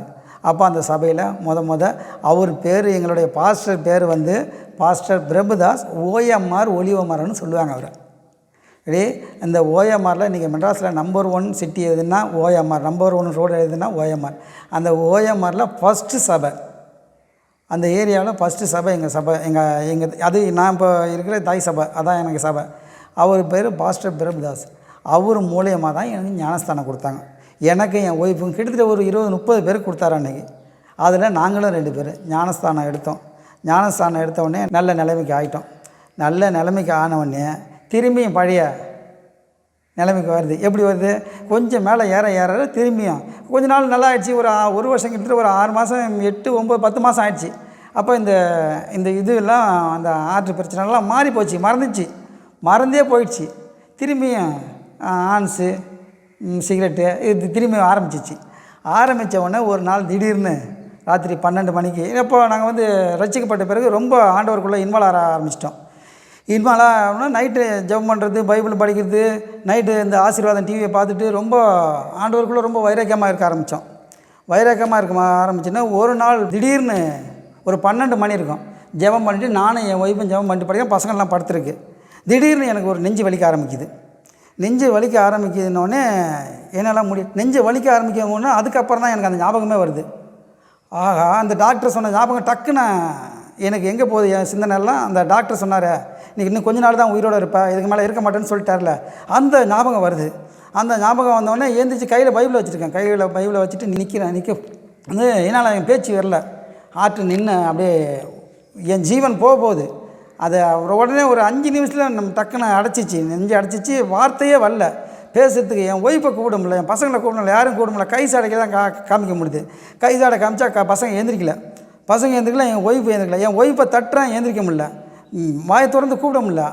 நெஞ்சு இப்படி கையில் பிடிச்சிக்கிட்டு காற்று தான் வருது, எப்படியே வார்த்தை வரல, ஜீவன் போகுது. அப்போ நான் என் ஒய்ஃபை தட்டி பார்க்குறேன், எழுந்திரிக்கல, என் பசங்க தட்டி பார்க்குறேன், எழுந்திரிக்கல. அப்போ ஒரு நிமிஷம் அப்படியே கையில் பைபிளை எடுத்துகிட்டு, ஆண்டவரே ஏசப்பா, நான் பண்ணின பாவத்துக்கெல்லாம் இது எனக்கு சரியான தண்டனை தான் ஆண்டவரே, இருந்தாலும் என் பசங்கள்லாம் சின்ன சின்ன பசங்களாக இருக்க ஆண்டவரே, இங்கே எனக்கு ஒரு நாதி கூட கிடையாது ஆண்டவரே, எப்படியாவது இந்த ஒரு வாட்டிக்கு இந்த இருதயத்தை ஒரு நிமிஷம் எனக்கு மாற்றி கொடுங்க ஆண்டவரே, நான் செஞ்ச பாவத்துக்காக எனக்கு ஒரு மன்னிப்பு கொடுத்து ஆண்டவரே இந்த இருதயத்தை மாற்றுங்க, இந்த இருதயத்தை மாற்றுங்கன்ட்டு சொல்லி முடிக்கும் போதே அப்படியே உட்காந்துருக்கேன்னா அப்படியே மயங்க கீழே விழுறேன். மயங்கி கீழே விழும்போது என்னுடைய ஜீவன் இந்த சரீரத்தை விட்டு பிரியுது. என் செத்துட்டேன், என் உயிர் என்ன இந்த சரீரத்தை விட்டு பிரிஞ்சிட்டு இப்படி வெளியில் வந்து நிற்கிது. வெளியில் வந்து நிற்கும் போது அப்போ என் ஜீவன் போகும்போது ஆண்டவர்கிட்ட கேட்குறேன், ஆண்டவரே ஒரு நிமிஷம் இந்த ஒரு வாட்டி இந்த இருதயத்தை மாற்றி கொடுங்க ஆண்டவரே அப்படின்னு சொல்கிறேன். என் உயிர் போகுது, என் ஜீவன் இந்த சரீரத்தை விட்டு வெளியே வந்து ஆத்மா தனியாக நிற்கிது. அப்போ பார்க்குறேன், சரி நான் செத்து கிடக்கிறத என் ஆத்மா என் நேராக பார்க்குது. அப்போ திடீர்னு அங்கேருந்து ஒரு 10-15 டாக்டர் வராங்க, என் வீட்டை தேடி வராங்க. ஒரு 10-15 பேர் டாக்டர், ஆம்பளையும் பொம்பளையுமா எல்லாம் ஒயிட் ட்ரெஸ் போட்டு சதாஸ்கோப் போட்டுக்கிட்டு நேராக உள்ளே வராங்க. என் பாடி கீழே கிடக்கு. நான் நினைக்கிறேன், என்னடா நம்ம தான் செத்துட்டோமே, இதுக்கு மேலே டாக்டர் வந்து என்ன பண்ண போகிறாங்க? அதான் அன்றைக்கே சொன்னார், பெரிய டாக்டர் சொன்னார், உனக்கு ஜீவன் எவ்வளோ நாள் உங்கள் ஜீவன் தெரியாதுப்பா அப்படின்னு சொல்லிட்டாரு. அப்போ அவர் சொன்னது நடந்துச்சு அப்படின்னு சொல்லிட்டு நான் நிற்கிறேன். இவங்க எதுக்கு வராங்க டாக்டரு? ஜீவன் தான் போயிடுச்சே, இவங்க வந்து இதுக்கு மேலே என்ன பண்ண போகிறாங்க அப்படின்னு நான் நினச்சிக்கிட்டு என் ஆத்மா நின்று பார்க்குது. அப்போ வந்தாங்க, என் வீட்டு வாசப்படி ஏறி ஒரு 15 டாக்டர் வராங்க. 15 டாக்டர் வந்து என்னை தூக்கி கீழே கிடக்க என் சரீரம், அந்த சரீரத்தை தூக்கி ஒரு பெஞ்சு மேலே போட்டாங்க. பெஞ்சு மேலே போட்டு இந்த ஆப்ரேஷன் தியேட்டரில் சுற்றி ஒரு பெஞ்சில் படுக்க வச்சுருப்பாங்க ஆளை. அந்த ஆப்ரேஷன் தியேட்டரில் படுக்க வச்சுட்டு சுற்றி நிற்பாங்க டாக்டருங்க. ஆப்ரேஷன் பண்ணும்போது ஒரு டாக்டர் நிற்க மாட்டாங்க, சுற்றி நிற்பாங்க. நான் பார்த்துருக்கேன் அதை எப்படி, ஏன்னா எனக்கு ஆப்ரேஷன் பண்ணும்போது பார்த்துருக்கேன். அப்போ பார்க்கும்போது சுற்றி அது மாதிரி என்னை தூக்கி அந்த ட்ரே மேலே ஹாஸ்பிட்டலில் வச்சு வீலில் தள்ளிட்டு போவாங்க ட்ரே, அந்த மாதிரி இந்த ட்ரேவில் தூக்கி மேலே போடுறாங்க. மேலே அந்த டாக்டர் தூக்கி என் சரீரத்தை தூக்கி மேலே போடுறாங்க. அந்த 15 டாக்டரும் தூக்கி மேலே போடுறாங்க. போட்டுட்டு சுற்றி நிற்கிறாங்க. அதில் ஒரு ஹெட் டாக்டர் மாத்திரம் என்ன பண்ணுறாங்க, வந்துட்டு எல்லாம் விலங்குங்க கொஞ்சம் ஒதுங்கி நில்லுங்க அப்படின்னு சொல்லிவிட்டு நான் என்னை இப்படி படுத்திருக்கேன், தலைகீழே படுத்திருக்கேன். சரி இவங்க என்ன பண்ணுறாங்க பார்க்கவும் அப்படின்னு சொல்லிட்டு என் ஆத்மா இவங்களுக்கு பின்னாடி நின்று பார்த்துக்கிட்டு இருக்கு. நம்ம சரீரத்தை என்ன செய்கிறாங்கன்னு பார்த்துக்கிட்டே இருக்குது. அப்போ அந்த டாக்டர் என்ன பண்ணார், கொஞ்சம் நவர சொல்லிட்டு என்னை இந்த சட்டை போட்டிருக்க சட்டையை கழட்டிட்டு இப்படி கையை வச்சு இப்படி விலகினார். இப்படியே இந்த கையை வச்சு இப்படி விலகிட்டு அப்படி உள்ளே கையை விட்றாரு, என் இருதயத்துக்குள்ளார கையை விட்டு அப்படியே அந்த அன்றைக்கி ஹாஸ்பிட்டலில் பெரிய ஹாஸ்பிட்டலில் என் எக்கோ எடுக்கும் போது என் ஆற்றை பார்த்தேன் பாருங்கள், அப்படியே வெறும் சீழும் ரத்தமும் சீழுமா அப்படியே இருந்த கண்டிஷனில் இருந்து பாருங்கள்.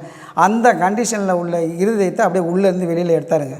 அந்த டாக்டர் கையை விட்டு என் இருதயத்துலேருந்து அப்படியே எடுத்து வெளியே எல்லாருக்கும் முன்னாடி காட்டுறாரு. இந்த டாக்டருங்க இங்கே அதான் அவர் கூட இருக்கிற டாக்டருங்க கிட்ட காட்டுறாரு, இந்த இருதயம் எப்படி இருக்குது பாரு அப்படின்னு சொல்லிட்டு காட்டுறாரு. அப்போ நானும் பார்க்குறேன், இப்படி நானும் என் ஆத்மா இங்கே நின்றுட்டு பார்க்குது.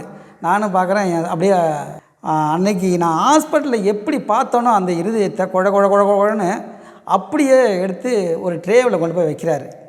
வச்சுட்டு ஒரு பாக்ஸ் ஒன்று இருக்கு, வந்து அந்த பாக்ஸை எடுத்து அந்த பாக்ஸ்லேருந்து ஒரு புது இருதயத்தை எடுத்துகிட்டு வராரு அந்த டாக்டர். அப்படியே எடுத்துகிட்டு வந்து அதையும் காட்டுறாரு, எல்லாருக்கும் முன்னாடி காட்டி அப்படியே அந்த இருதயம் ரோஜாப்பூ மாதிரி இருக்குது அந்த இருதயம். அந்த இருதயத்தை தூக்கி திரும்பி எனக்கு வச்சு செட் பண்ணுறாரு.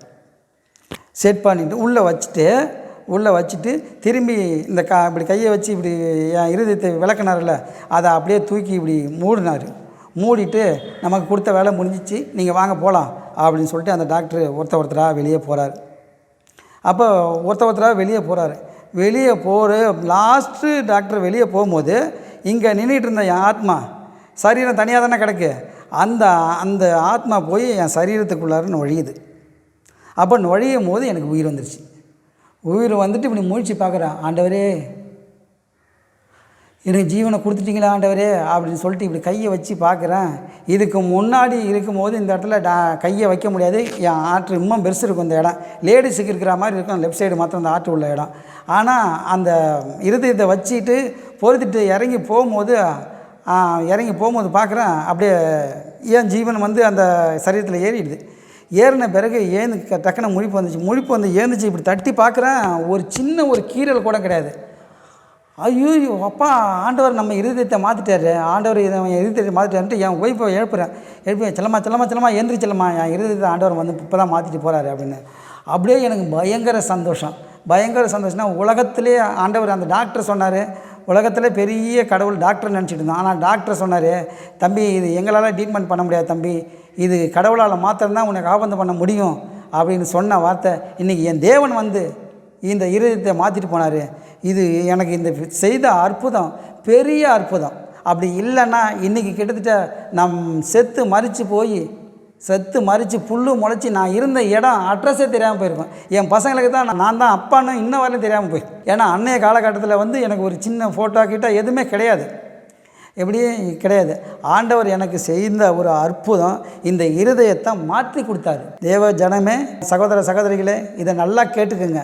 இது மாதிரி உலகத்தில் ஆண்டவரால் மாத்திரம்தான் முடியும். என் தேவனால் கூடாத காரியம் ஒன்றுமே இல்லை. அவர் சொல்ல ஆகும், கட்டளையிட நிற்கும். என் தேவன் செஞ்ச அற்புதத்தை இன்றைக்கி நான் உங்களுக்கு முன்னாடி உலகத்துக்கு கொண்டு போய் சேர்க்கணுன்னு என் தேவன் இந்த தருணத்தை ஏற்படுத்தி கொடுத்தாரு. அதற்கான கோடான கோடி நன்றி. அதுக்கப்புறம் அப்படியே சில காலங்கள் போயிட்டு இருந்து எங்கள் பாஸ்டர்கிட்ட போய் மறுநாள் காலைல சொல்கிறேன், அப்பான்னு தான் கூடுவேன். அவர் பாஸ்டர்னு கூப்பிட மாட்டேன். அப்பாண்ணா என்னப்பா அப்படின்னாரு. எப்பா ராத்திரி ஆண்டவர் என் இருதயத்தை மாற்றிட்டு போனார்ப்பா அப்படின்னேன். என்னடா சாமின்னு சொல்கிற? ஆமாப்பா, நான் செத்து போயிட்டேன்ப்பா, ராத்திரி செத்து போயிட்டேன்ப்பா. என் சரீரத்துலேருந்து என் ஆத்மா தனியாக நின்றுதுப்பா. அங்கே ஒரு 15 டாக்டர் வந்தாங்கப்பா. அந்த 15 டாக்டர் வந்து இந்த நொந்து போன இருதயத்தை எடுத்து கொண்டு போய் தனியாக வச்சுட்டு அந்த புது இருதயம் ரோஜாப்பூ மாதிரி இருந்த இருதயத்தை தூக்கி இந்த சரீரத்தை செட் பண்ணிட்டு போனார்ப்பா. நான் செத்து பிழைச்சேன்ப்பா. ராத்திரி எனக்கு ஆண்டவர் ஒரு உயிரை கொடுத்தாரு, என் இருதயத்தை மாற்றினார்ப்பான்னா. அப்படியா? ரொம்ப ஆச்சரியமாக இருக்குடா சாமுவேல், ரொம்ப ஆச்சரியமாக இருக்குது. நீ என்ன பண்ணுற? இதுக்கு மேலே ஆண்டவர் உனக்கு செஞ்ச அற்புதத்தை நீ பத்திரமா பாதுகாத்துக்கொள்ளடா, இன்னும் ஆண்டவருக்கு உண்மையும் உத்தமமாக இருக்க கற்றுக்கொடா அப்படின்னாரு. அப்போ அந்த இருதயத்தை மாற்றின என் தேவன் அன்னைக்கு நான் நன்றி சொல்லிவிட்டு திரும்பியும் வேலைக்கு போக ஆரம்பித்தேன். திரும்பி வேலைக்கு போய் திரும்பி பின்மாற்றத்துக்குள்ளே போகிறேன். ஆனால் இந்த ஆண்டவர் என்ன சொல்லியிருக்கிறாரு? உத்தமனுக்கு கர்த்தர் துணைன்னு இருக்காரு. ஆனால் உத்தமனாக இருந்தால் தான் கர்த்தர் துணையாக இருப்பார். ஆனால் இல்லை, நான் உத்தமனாக இல்லைனாலும் இந்த பாவியோடு ஆண்டவர் இருந்தார். இன்னும் நிறைய அற்புதங்களை செஞ்சுருக்காரு. ஒவ்வொரு அற்புதமாக தேவ ஜனமே உங்களுக்கு முன்னாடி சொல்ல நான் இந்த தருணத்தை ஏற்பாடு பண்ணி கொடுத்தாரு ஆண்டவர். இன்றைக்கி சொல்கிறேன் கேளுங்க. 2வது சாட்சி, 2வது அற்புதம். உலகத்தில் ஒரு ஆளுக்கு ஆண்டவர் ஒரு அற்புதம் செய்வார். எனக்கு அற்புதமாக தான் செஞ்சார். பாவிகளை ரட்சிக்க தான் ஆண்டவர் இந்த உலகத்துக்கு வந்தார். இந்த பாவியை ரட்சித்தார். ஆனால் இருந்தாலும் இந்த பாவி இன்னும் மனம் திரும்பாமல் தான் இருக்கேன். அது ஆண்டவருக்கு தெரியும். ஆண்டவருக்கு மனம் திரும்பும். ஒரு நாள் ஆண்டவர் என்னை ஏற்றுக்குவார். இருந்தாலும் அப்படியே காலங்கள் கடந்து போனது. உலகம் ரொம்ப ஆண்டவருக்குள்ளே இன்மல் ஆகி ராத்திரி பகலாக பைபிள் படிக்க ஆரம்பித்தோம். நல்ல ஆண்டவருக்குள்ளே. அப்போ கொஞ்ச நாளைக்கு வைராக்கியமாக இருப்போம் ஆண்டவருக்குள்ளே. கொஞ்ச நாளைக்கு அந்த வைராக்கியம் எழுந்துவிடும். வைராக்கியம் எழுந்தவுடனே திரும்பியும் அந்த வழக்கத்துக்கு திரும்பி அடிமையாகிடுவேன். ஏன் இது யாருக்கு தெரியும்? உலகத்தங்களுக்கு யாருக்கும் தெரியாது, நான் பாஸ்டருக்கு யாருக்கும் தெரியாது. அப்படியே திரும்பி இந்த ஆன்ஸு பார்க்கலாம் போட ஆரம்பித்தேன். திரும்பி ஆன்ஸு பார்க்கலாம் போட ஆரம்பித்தேன். திரும்பி கொஞ்சம் நாள் கழித்து எனக்கு ஒரு நோயை கொடுத்தாரு ஆண்டவர். எனக்கு ஒரு நோயை கொடுத்தாரு. அப்போ ஒரு தலைவலியை கொடுத்தாரு. அந்த தலைவலி வந்ததுன்னா என்னால் ஒரு நாள் ஃபுல்லாக இதுவே பண்ண முடியாது. அப்படியே கண்மொழிக்கவே முடியாது. அன்றைக்கி ஃபுல்லாக வாந்தி தலைவலின்னு வரும். அந்த தலைவலியை ஒரு நாள் சொன்னேன், ஆண்டவரே நான் பாவி, நீங்கள் பாவியை தான் ரட்சிக்க வந்தீங்க ஆண்டவரே, இந்த பாவிக்கு ஒரு கருணை காட்டுங்க. யாரும் இல்லை ஆண்டவரே, எனக்காக யாரும் இல்லை, நீங்கள் மாத்திரம்தான் இருக்கீங்க. இந்த தலைவலியை நீங்கள் மாத்திரம்தான் குணப்படுத்த முடியும். இனி இந்த வாழ்க்கையில் இந்த தலைவலி எனக்கு வரக்கூடாது ஆண்டவரே அப்படின்னு சொல்லிட்டு ஜெபம் பண்ணிட்டு படுக்கிறேன். படுத்த உடனே ஆண்டவர் வந்தார். வந்து என் தலைவலியை நேராக வந்தார். என் தலையில் நான் படுத்திருக்கேன், தலைவலி தாங்க முடியாத கையை இறுக்கி வச்சுட்டு படுத்திருக்கேன். நேராக உள்ளே வந்தார். நான் படுத்திருக்கேன். அவர் என் அதே வீட்டில் வாசப்படில் அப்படி காலை எடுத்து வைக்கிறாரு. காலை எடுத்து வைக்கும் போது நான் அப்படி மூச்சு பார்த்துட்டு தான் அப்படியே மூச்சு பார்த்துட்டு எனக்கு வேறு எந்த ஆசையும் இல்லை. வந்தார் ஆண்டவர். என் தலையில் என் நெத்தியில் வந்து ஒரு சிலுவையை போட்டார். சிலுவை போட்டு திரும்பி இறங்கி போய்கிட்டே இருக்கிறார். அப்போ போய்கிட்டு என் வாசப்படி விட்டு இறங்கும் போது நான் கூப்பிட்றேன், செல்லம்மா அங்கே வா. என் ஒய்ஃபை கூப்பிட்றேன், செல்லம்மா அங்கே வா, ஆண்டவர் வந்து போகிறாரு பாருங்க செல்லம்மா, ஆண்டவர் வந்துட்டு போகிறாரு செல்லம்மா அப்படின்னா. எங்கேன்னு போய் பார்க்குறேன். அது கட்டிலையும் போயிட்டார். ஆனால் அன்னைக்கு அந்த தலையில் சிலுவை போட்டுட்டு போனார். அந்த தலைவலி அன்னையிலேருந்து இன்ன வரலையும் இல்லை. ஆண்டவர் செய்த அற்புதத்தில் இது ஒன்று. 2வது அப்படியே கொஞ்ச நாள் கடந்தது. உலகத்தில் முடிவு பரியந்தான் நிலைத்திருப்பினா கர்த்தருக்குள் ரட்சிக்கப்படுவான்னு சொல்லியிருக்கார் ஆண்டவர். நானும் விடாமல் ஆண்டவரை நேசிச்சுக்கிட்டே வந்தேன். அப்போ எனக்கு ஒரு பெரிய அற்புதம் செஞ்சார். அந்த இருதயத்தை மாற்றினதை விட இருதயத்தை மாற்றிட்டு திரும்பி கொஞ்ச நாள் கழிச்சு இருக்கும்போது இந்த அற்புதத்தை செஞ்சார். இது அதை விட பெரிய அற்புதம். பிதா, குமாரன், பரிசுத்த ஆவியானவரை 3 பேரையும் பரலோகத்தில் 3 பேரையும் ஒரே இடத்துல பார்க்க எனக்கு கர்த்தர் ஒரு உதவி செஞ்சார். அது எப்படின்னா, நாங்கள் வழக்கம் போல் டெய்லி தூங்குறதுக்கு முன்னாடி வந்து கொஞ்சம் நேரத்தோடு படுத்துருவேன். 8 மணி 9 மணிக்கெலாம் படுத்துருவேன். அப்போ காலையில் எழுந்திரிச்சு அதிகாலையில் 3 மணிக்கு எங்கள் பாஸ்டர் சொல்லுவார், அதிகாலையில் தேடுறவங்க மாத்திரம்தான் ஆண்டவரை கண்டட முடியும் அப்படின்னு எங்கள் பாஸ்டர் சொல்லுவார். அப்போ நாங்கள் என்ன பண்ணோம், ஒரு வைராக்கியம் வச்சோம் நானும் என் மனைவி, இதுக்கு மேலே நம்ம விடிய காலம் ஜெபம் பண்ணோம் ஆண்டவருக்காக அப்படின்னு சொல்லி ஜெபம் பண்ணுறதுக்கு முடிவு பண்ணோம். அப்போ ஆண்டவருக்குள்ளே ரொம்ப வைராக்கியமாக இருக்க ஆரம்பித்தோம். வைராக்கியமாக இருக்கும்போது காலையில் எழுந்திரிச்சு 3 மணிக்கு எழுந்திரிப்போம், குளிப்போம், ஜெபம் பண்ணுவோம் ஆண்டவருக்காக வைராக்கியமாக. அப்போ எங்கள் பாஸ்டர் சொன்னார், அதிகாலையில் தேடுறவங்கள மாத்திரம்தான் ஆண்டவரை கண்டடைய முடியும் அப்படின்னு பைபிளில் இருக்குப்பா, நீங்கள் அதிகாலையில் தேடுங்க அப்படின்னு சொன்னார். அப்போ நாங்கள் டெய்லி ஜெபம் பண்ணிகிட்டு இருக்கும்போது ஒரு நாள் திடீர்னு எனக்கு முடியல டெய்லி, ஆனால் எழுந்திரிச்சாச்சு 3 மணிக்கு இல்லை 3:30 மணிக்கு எழுந்திரிச்சேன். ஆனால் எழுந்திரிச்சு ஜெபம் பண்ண முடியல, ஒரு டயர்டாக இருந்து, உடம்பு ரொம்ப டயர்டாக இருந்து என் ஒய்ஃப்கிட்ட சொன்னேன், செல்லம்மா இன்றைக்கி பண்ண வேணாம், நாளைக்கு பண்ணிக்கலாம், இன்றைக்கி ஒரு நாள் விட்டுடலாம் அப்படின்னு சொன்னேன். சரி செல்லம்மான்னு சொல்லிட்டு 2 பேருமே போகிறோம். போயிட்டு பாத்ரூம் போயிட்டு வந்து 2 பேரும் படுக்கும் போது எனக்கு ஆண்டவர் படுத்து கண்ணை மூணு லைட் ஆஃப் பண்ணிட்டு இப்படி படுக்கிறேன்.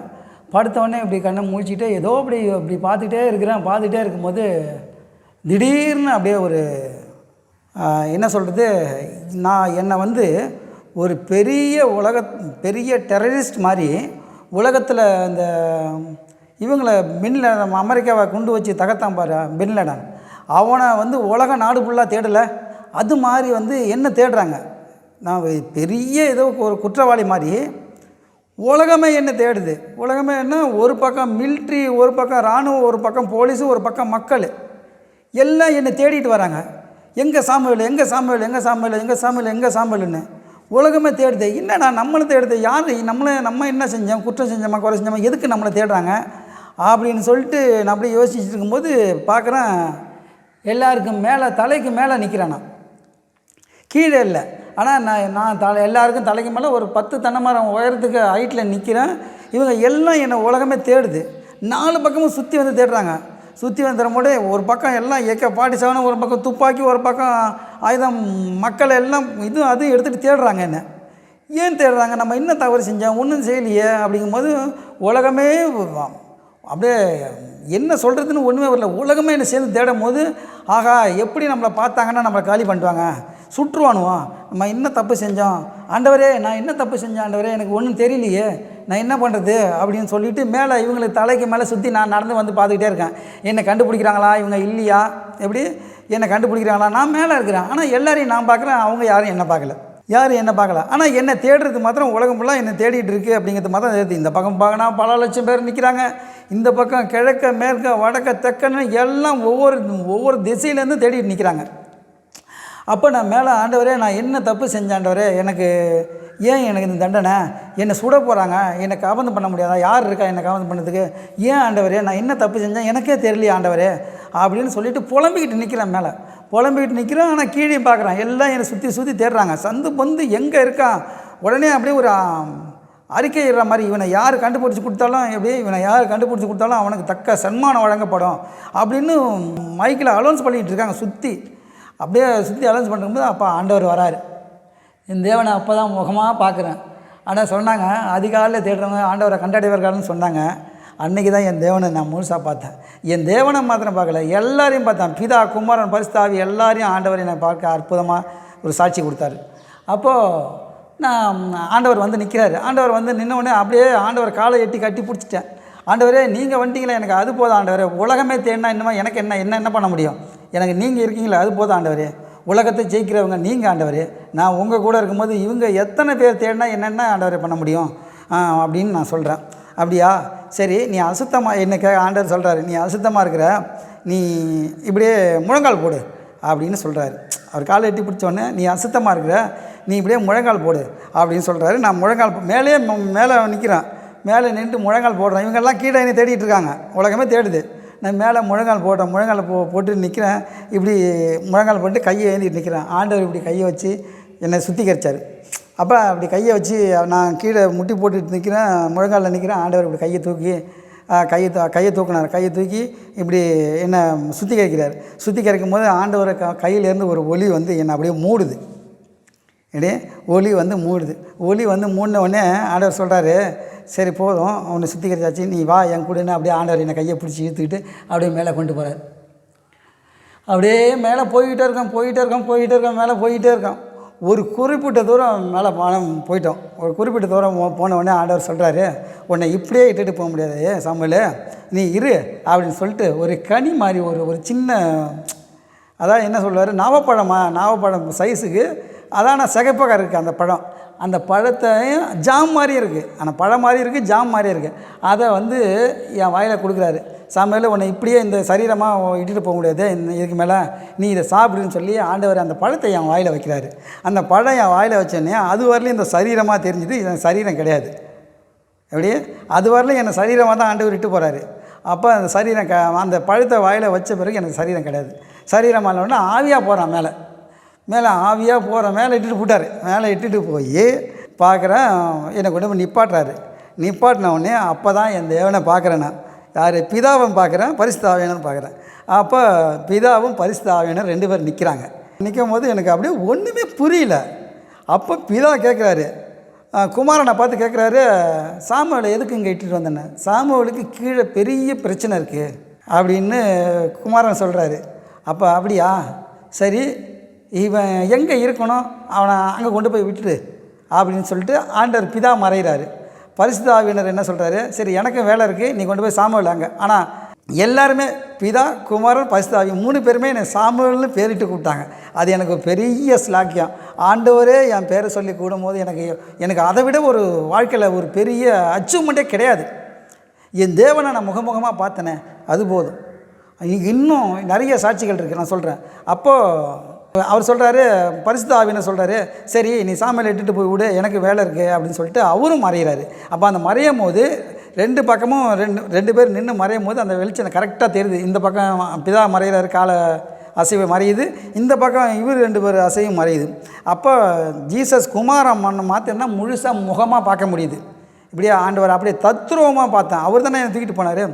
அப்போ நேராக இட்டுட்டு போய் அப்போ பிதா என்ன சொல்லிட்டு போகிறாரு, சாமுவேல் எங்கே இருக்கணுமோ அவன் அந்த இடத்துல கொண்டு போய் விட்டுடு அப்படின்னு சொல்லிட்டு பிதா மறைகிறாரு. அப்போ நான் எங்கே இருக்கணுங்கிற இடத்த வந்து இவரை இட்டுட்டு போய் விடுறாரு. அப்போ இவர் குமாரன் எங்கே இட்டுட்டு போகிறாரு, என்ன நேராக இட்டுட்டு போய் ஆதாமையும் ஏவாளையும் படைச்ச ஃபஸ்ட்டு இருக்க வச்ச அந்த ஏதேன் தோட்டத்துக்கு என்னை இட்டுட்டு போகிறாரு. இப்படி அந்த ஏதேன் தோட்டத்துக்கு இட்டுட்டு போகிறாரு. அப்போ வா சாமுவேல் போகணும்னு சொல்லிட்டு அந்த ஏதேன் தோட்டத்துக்கு இட்டுட்டு போய் நான் என்ட்ரன்ஸில் விட்றாரு. என்ட்ரன்ஸில் விட்டால் அந்த தோட்டம் இப்படி கண்கொள்ளலாம் காட்சியாக இருக்குது. அது பார்க்கவும் முடியல. இப்படி அண்ணாந்து பார்த்தா எவ்வளோ தூரம்னு தெரியல, அவ்வளோ பெரிய தோட்டமாக இருக்குது. ஆனால் ஒரு பெரிய கேட்டு மாதிரி இருக்குது. எப்படி பெரிய கேட்டாக இருக்குது. என்ட்ரன்ஸில் பெரிய கேட் இருக்குது. செக்யூரிட்டி ரூம் மாதிரி அதோ அங்கே தங்கியிருக்கிறவங்களுக்கு பராமரிக்கிறதுக்கு அந்த ஒரு ரூம் இருக்க மாதிரி இருக்குது. அப்படி உள்ளே அப்படி அண்ணாண்டு பார்க்குறேன், அந்த தோட்டத்தை அப்படி எட்டி இப்படி உள்ளே பார்க்குறேன், ஒரு பெரிய சபை. அது எப்படின்னா அது நம்மளுக்கு அந்த நேரம் பார்க்கும் போது தான் அதோட இது தெரியுது, பிரமிப்பு. சபை அதில் நிறைய பேர், ஆனால் நிறைய பேர் கன்னிஸ்திரியும் இருக்காங்க. கன்னிஸ்திரிலாம் சுற்றி அப்படி போயிட்டு கன்னிஸ்திரிலாம் இருக்கிறாங்க. அப்போ இயேசுநாதர் என்கிட்ட சொல்கிறாரு, சாமுவேலே நீ இருக்க வேண்டிய இடம் இது தான், பார்த்துக்க, இங்கே இருந்துக்க, எல்லாத்தையும் நீ சுதந்திரிச்சிக்க அப்படின்னு சொல்லிவிட்டு ஆண்டவர் என்னை விட்டுட்டு மறைகிறாரு. இல்லையா, ஆண்டவர் என்னை விட்டுட்டு மறைகிறாரு. மறைஞ்ச பிறகு அப்படியே எனக்கு முழிப்பு வருதுன்னா ஒரு உடம்பு ஒரு இது வருது. எப்படி உடம்பு ஆனால் என்ன சொல்லுவாங்க, அதை அப்படியே உடம்பு சிலுத்துச்சின்னு சொல்லுவாங்கல்ல, அது மாதிரி அப்படியே ஒரு சிலிப்பு ஒன்று வந்தது. சிலுத்து உடனே முடிச்சுட்டு எழுந்திரிச்சு பார்க்குறேன், மணி 4:30. எழுந்திரிச்சா எனக்கு சந்தோஷம் தாங்க முடியல, ஒன்றுமே புரியல. என்னையா இது, நம்ம எப்படியாப்பட்ட பாவியிலும் பிரதான பாவி, நம்மளும் ஆண்டவர் பரலோகம் இட்டு போயிருக்காரா. பிதா, குமாரன், பரிசுத்த ஆவி 3 பேரும் என் தேவனை ஒரே இடத்துல பார்த்தனா. ஆண்டவரே உன் நாம மாத்திரம் மகிமைப்பட்ட ஆண்டவரேன்னு சொல்லிட்டு அப்படியே குதிக்கிறேன். என்னால் ஒன்றுமே புரியல. அப்படியே உடனே ஃபோன் எடுத்து ஃபாஸ்டர்கிட்ட சொல்கிறேன், ஐயா அப்படின்னா, என்ன சாமியில் 4:30 மணிக்கு ஃபோன் பண்ணுறாரு, என்னடா விஷயம்? ஐயா நான் பரலோகம் போயிட்டு வந்தேன் ஐயா அப்படின்னா. என்னடா சொல்கிற அப்படின்னாரு. ஆமாம் ஐயா, நான் பரலோகம் போயிட்டு இருந்தேன் ஐயா, என்னை ஆண்டவர் இட்டுட்டு போனார் ஐயா. நான் பிதா குமாரன் பரிசுத்த ஆவி 3 பேரும் ஒரே இடத்துல எனக்கு காட்சி கொடுத்தாங்க ஐயா. ஐயா என்னை கொண்டு போய் ஏதேன் தோட்டத்தில் விட்டாங்க ஐயா. நீ இருக்க வேண்டிய இடம் இதுதான்டா சாம்பல், நீ இங்கே இருந்துக்கோ அப்படின்னு சொன்னாருங்க ஐயா. ரொம்ப சந்தோஷமாக இருக்கு ஐயா. என்னால் எனக்கு என்ன சொல்கிறதுனே தெரில. என் தேவன் இப்படியாப்பட்ட ஒரு காட்சி கொடுத்தாரு. உலகத்தில் யாருக்கும் கிடைக்காத ஸ்லாக்கியம் எனக்கு கிடச்சிது ஐயா. எனக்கு ஒன்றுமே சொல்ல முடியலையா, அப்படியே எனக்கு தலைக்கால் புரியாமல் நிற்கிறேன் ஐயா. நான் அப்படியா சாமியில், சரி நீ என்ன பண்ணுற, சாயந்தரமா நீ சர்ச்சுக்கு வாடா, நான் ஜெபம் பண்ணிக்கிட்டு சொல்கிறேன் அப்படின்னு சொல்லிட்டு சொன்னார். அப்போ நான் வேலைக்கு போயிட்டேன் திரும்பி. அந்த காலையில் அப்புறம் 4:30 மணி தூக்கம் வரல. அப்புறம் எங்கே பார்த்தாலும் சொல்ல ஆரம்பிக்கிறேன். எப்படி எங்கே பார்த்தாலும் சொல்ல ஆரம்பிக்கிறேன். ஆண்டவர் வந்தார், நான் பரலோகம் போயிட்டு வந்தேன், பரலோகம் போயிட்டு தான், பரலோகம் போய்ட்டு எல்லார்ட்டையும் சொல்ல ஆரம்பிக்கிறேன். சரி இந்த சாயந்தரமாக முடிச்சுட்டு நீ ஏதாவது சர்ச்சுக்கு போய் ஜெபம் பண்ணி போய் முட்டி போட்டு ஜெபம் பண்ணுறேன். ஜெபம் பண்ணி நானும் என் ஒய்ஃபும் போகிறோம், 2 பேரும் வர சொல்லிட்டாரு. போய் பார்க்குறேன். அவர் சொன்னார், சாமுவேல்னார் எங்கள் பாஸ்டர், ஆனால் இப்போ அவர் இல்லை, இறந்துட்டார். அங்கே சாமுவேல்னார். என்ன ஐயா சொல்லுங்க ஐயாண்ணா. அதாவது 38 வருஷமாக பாஸ்டராக இருக்கேன்டா. அந்த ஓஎம்ஆர் ஒலிவமரண்டா என் பேர். ஓஎம்ஆரில் இன்றைக்கி ஒரு 1000 சபை இருக்குது. அப்படியே அன்னைக்கு நான் வைக்கும் போது இந்த ஓஎம்ஆரில் ஃபஸ்ட்டு சபை, இந்த ஏரியாவில் ஃபஸ்ட்டு சபை என் சபைடா. 38 வருஷமாக நான் பாஸ்டராக இருக்கேன்டா. எனக்கு உனக்கு கொடுத்ததில் கொஞ்சம் ஒரு சின்ன ஒரு அற்புதம் கூட எங்கள் செய்யலடா ஆண்டவர். உனக்கு இவ்வளோ அற்புதம் செஞ்சுருக்காரா. டேய் நீ ரொம்ப கிரேட்ரா, ஆண்டவருக்கு நீ ரொம்ப பிடிச்சவன்டானே. இல்லை ஐயா, நான் பாவி. எப்படி ஆண்டவர் பாவியை தான் நேசிக்கிறாரு ஐயா. நான் பாவி ஐயா, பாவியை தான் இட்டுட்டு போனார். நீதிமான்களோ இல்லையா, நான் பாவி ஐயா. நான் என்ன ஒரு நீங்கள் மிகப்படுத்தி பேச வேணாம் ஐயா, நான் பாவி. ஆண்டவர் என்னை இட்டுட்டு போய் நான் இருக்க வேண்டிய இடம் எங்கே, நீ எங்கே இருக்கணுங்கிறத வரலையும் காட்டிட்டார் ஐயா. அப்போ தான் சொன்னார், சாமுவேல் ஆண்டவர் கூட இருந்த 12 சீஷர்களை யோவானா வரலையும் 2வது வானமண்டலம் வரலதாண்டா ஆண்டவர் இட்டு போனார். ஆனால் 3வது வானமண்டலம் இருக்கிற அவன் சிங்காசனத்துக்கு எட்டு போயிட்டாரா. நீ இருக்க வேண்டிய இடத்த ஏதேன் தோட்டத்தையும் காமிச்சிட்டாரு. இதுக்கு மேலே நீ தான் ஆண்டவருக்குள்ளே எப்படி இருக்கணுங்கிறத தீர்மானம் நீ தான் பண்ணணும். பண்ணிக்கோ.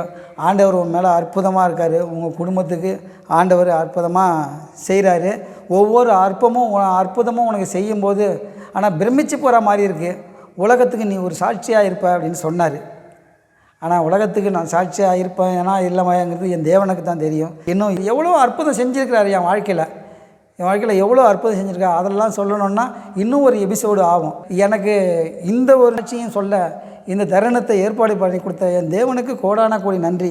அருமையான சகோதரிகளே, இந்த சாட்சியை கேட்டு ஆண்டவருக்குள்ளே மனம் திரும்புங்க.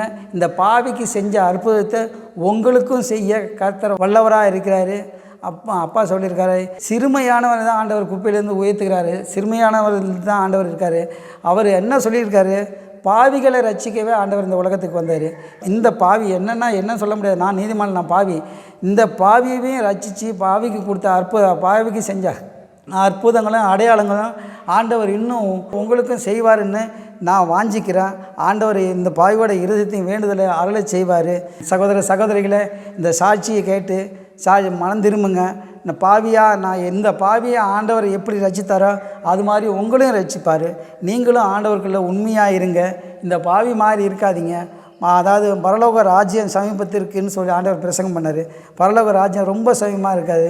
நம்ம செய்கிற குற்றம் குறைகள் பாவங்கள் எல்லாத்தையும் ஆண்டவர்கிட்ட அறிக்கை செய்து விட்டுட்டு ஆண்டவரை நம்பி வாங்க. அதாவது உலக மக்கள் வராங்க இல்லைன்னு நம்ம ரட்சிக்கப்பட்ட நம்ம ஒவ்வொருத்தரும் ஆண்டவருக்குள்ளே விட்டு விலகாதீங்க. விலகி போனவங்க எல்லாம் திரும்பி வாங்க. யார்கிட்ட நீங்கள் ஞானஸ்தானம் எடுத்தீங்களோ அவங்களுக்கு அதுதான் தாய் சபை. அந்த சபைக்கு போங்க. அவர் அந்த சபையில் தான் அற்புதம் செய்வார். ஆண்டவர் ஒன்று சொல்லியிருக்கிறாரு, முடிவு பரியந்த நிலைத்திருப்பவனே கர்த்தருக்குள் ரட்சிக்கப்படுவான்னு சொல்கிறாரு. ஒரு சபைன்னா ஒரு சபையிலே முடிவு பரியந்த நிலைச்சி இருங்க. அந்த சபையில் தான் நீ வேரூன்றி நல்லா முளைச்சி வந்து கடைசியில் கனி கொடுக்க முடியும். அங்கே தான் ஆசீர்வாதத்தை பெற முடியும். ஒவ்வொரு சபைக்கு சபை இவர் நல்லா பேசுகிறாங்க, அந்த பாஸ்டர் நல்லா பேசுகிறாங்க, அரவணைக்கிறாங்க அப்படின்னு சொல்லிட்டு ஒவ்வொரு சபையாக மாறி போகாதீங்க. மாறி போனால் ஆண்டவருடைய ஆசீர்வாதத்தை இழப்பீங்க. ஆசீர்வாதம் தடைப்பட்டு போவோம். அதனால் கர்த்தருக்குள்ளே எல்லாருமே ஆண்டவருக்கு வைராக்கியமாக ஒரே இடத்துல நில்லுங்க. இன்றைக்கி என்னை வழி நடத்துறது என் தேவன். தேவன் இந்த தருணத்தை ஏற்பாடு பண்ணி கொடுத்த கர்த்தருக்கு கோடான கோடி நன்றி. எங்களையும் அந்த கிறிஸ்ட் காலிங் டிவி மூலமா எங்களை இந்த வெளி உலகத்திற்கு கொண்டு போய் சேர்க்குற டேனியல் ஐயாவும் அவரோட குடும்பத்தாரையும் இயேசு கிறிஸ்துவின் நாமத்தினால கர்த்தருடைய ஆசீர்வாதம் அவர்கள் வீட்டில் மேல் தங்கி இருப்பதாக. கர்த்தருடைய பரிசுத்த நாமத்துக்கு ஸ்தோத்திரம். ஆண்டவருக்கு இந்த சாட்சியை ஏறெடுத்திருக்கேன். இல்லை இந்த சாட்சி உங்களுக்கு பிடிச்சிருந்ததுன்னா நீங்கள் என் சபையில் இந்த சாட்சி பிரதிபலிக்கட்டும் அப்படின்னு நினச்சிங்கன்னா கர்த்தர்கிட்ட ஜெபம் பண்ணுங்கள். ஆண்டவர் என்னை ஒரு மூலயமா அனுப்புவார். நான் உங்கள் சபையிலும் சாட்சி சொல்கிறேன். இந்த கிரைஸ்ட் காலிங் டிவியில் நம்பர் இருக்கும், அவருக்கு ஃபோன் பண்ணி கேளுங்க. அவர் சொல்லுவார். அவர் என் நம்பரை கொடுப்பாரு.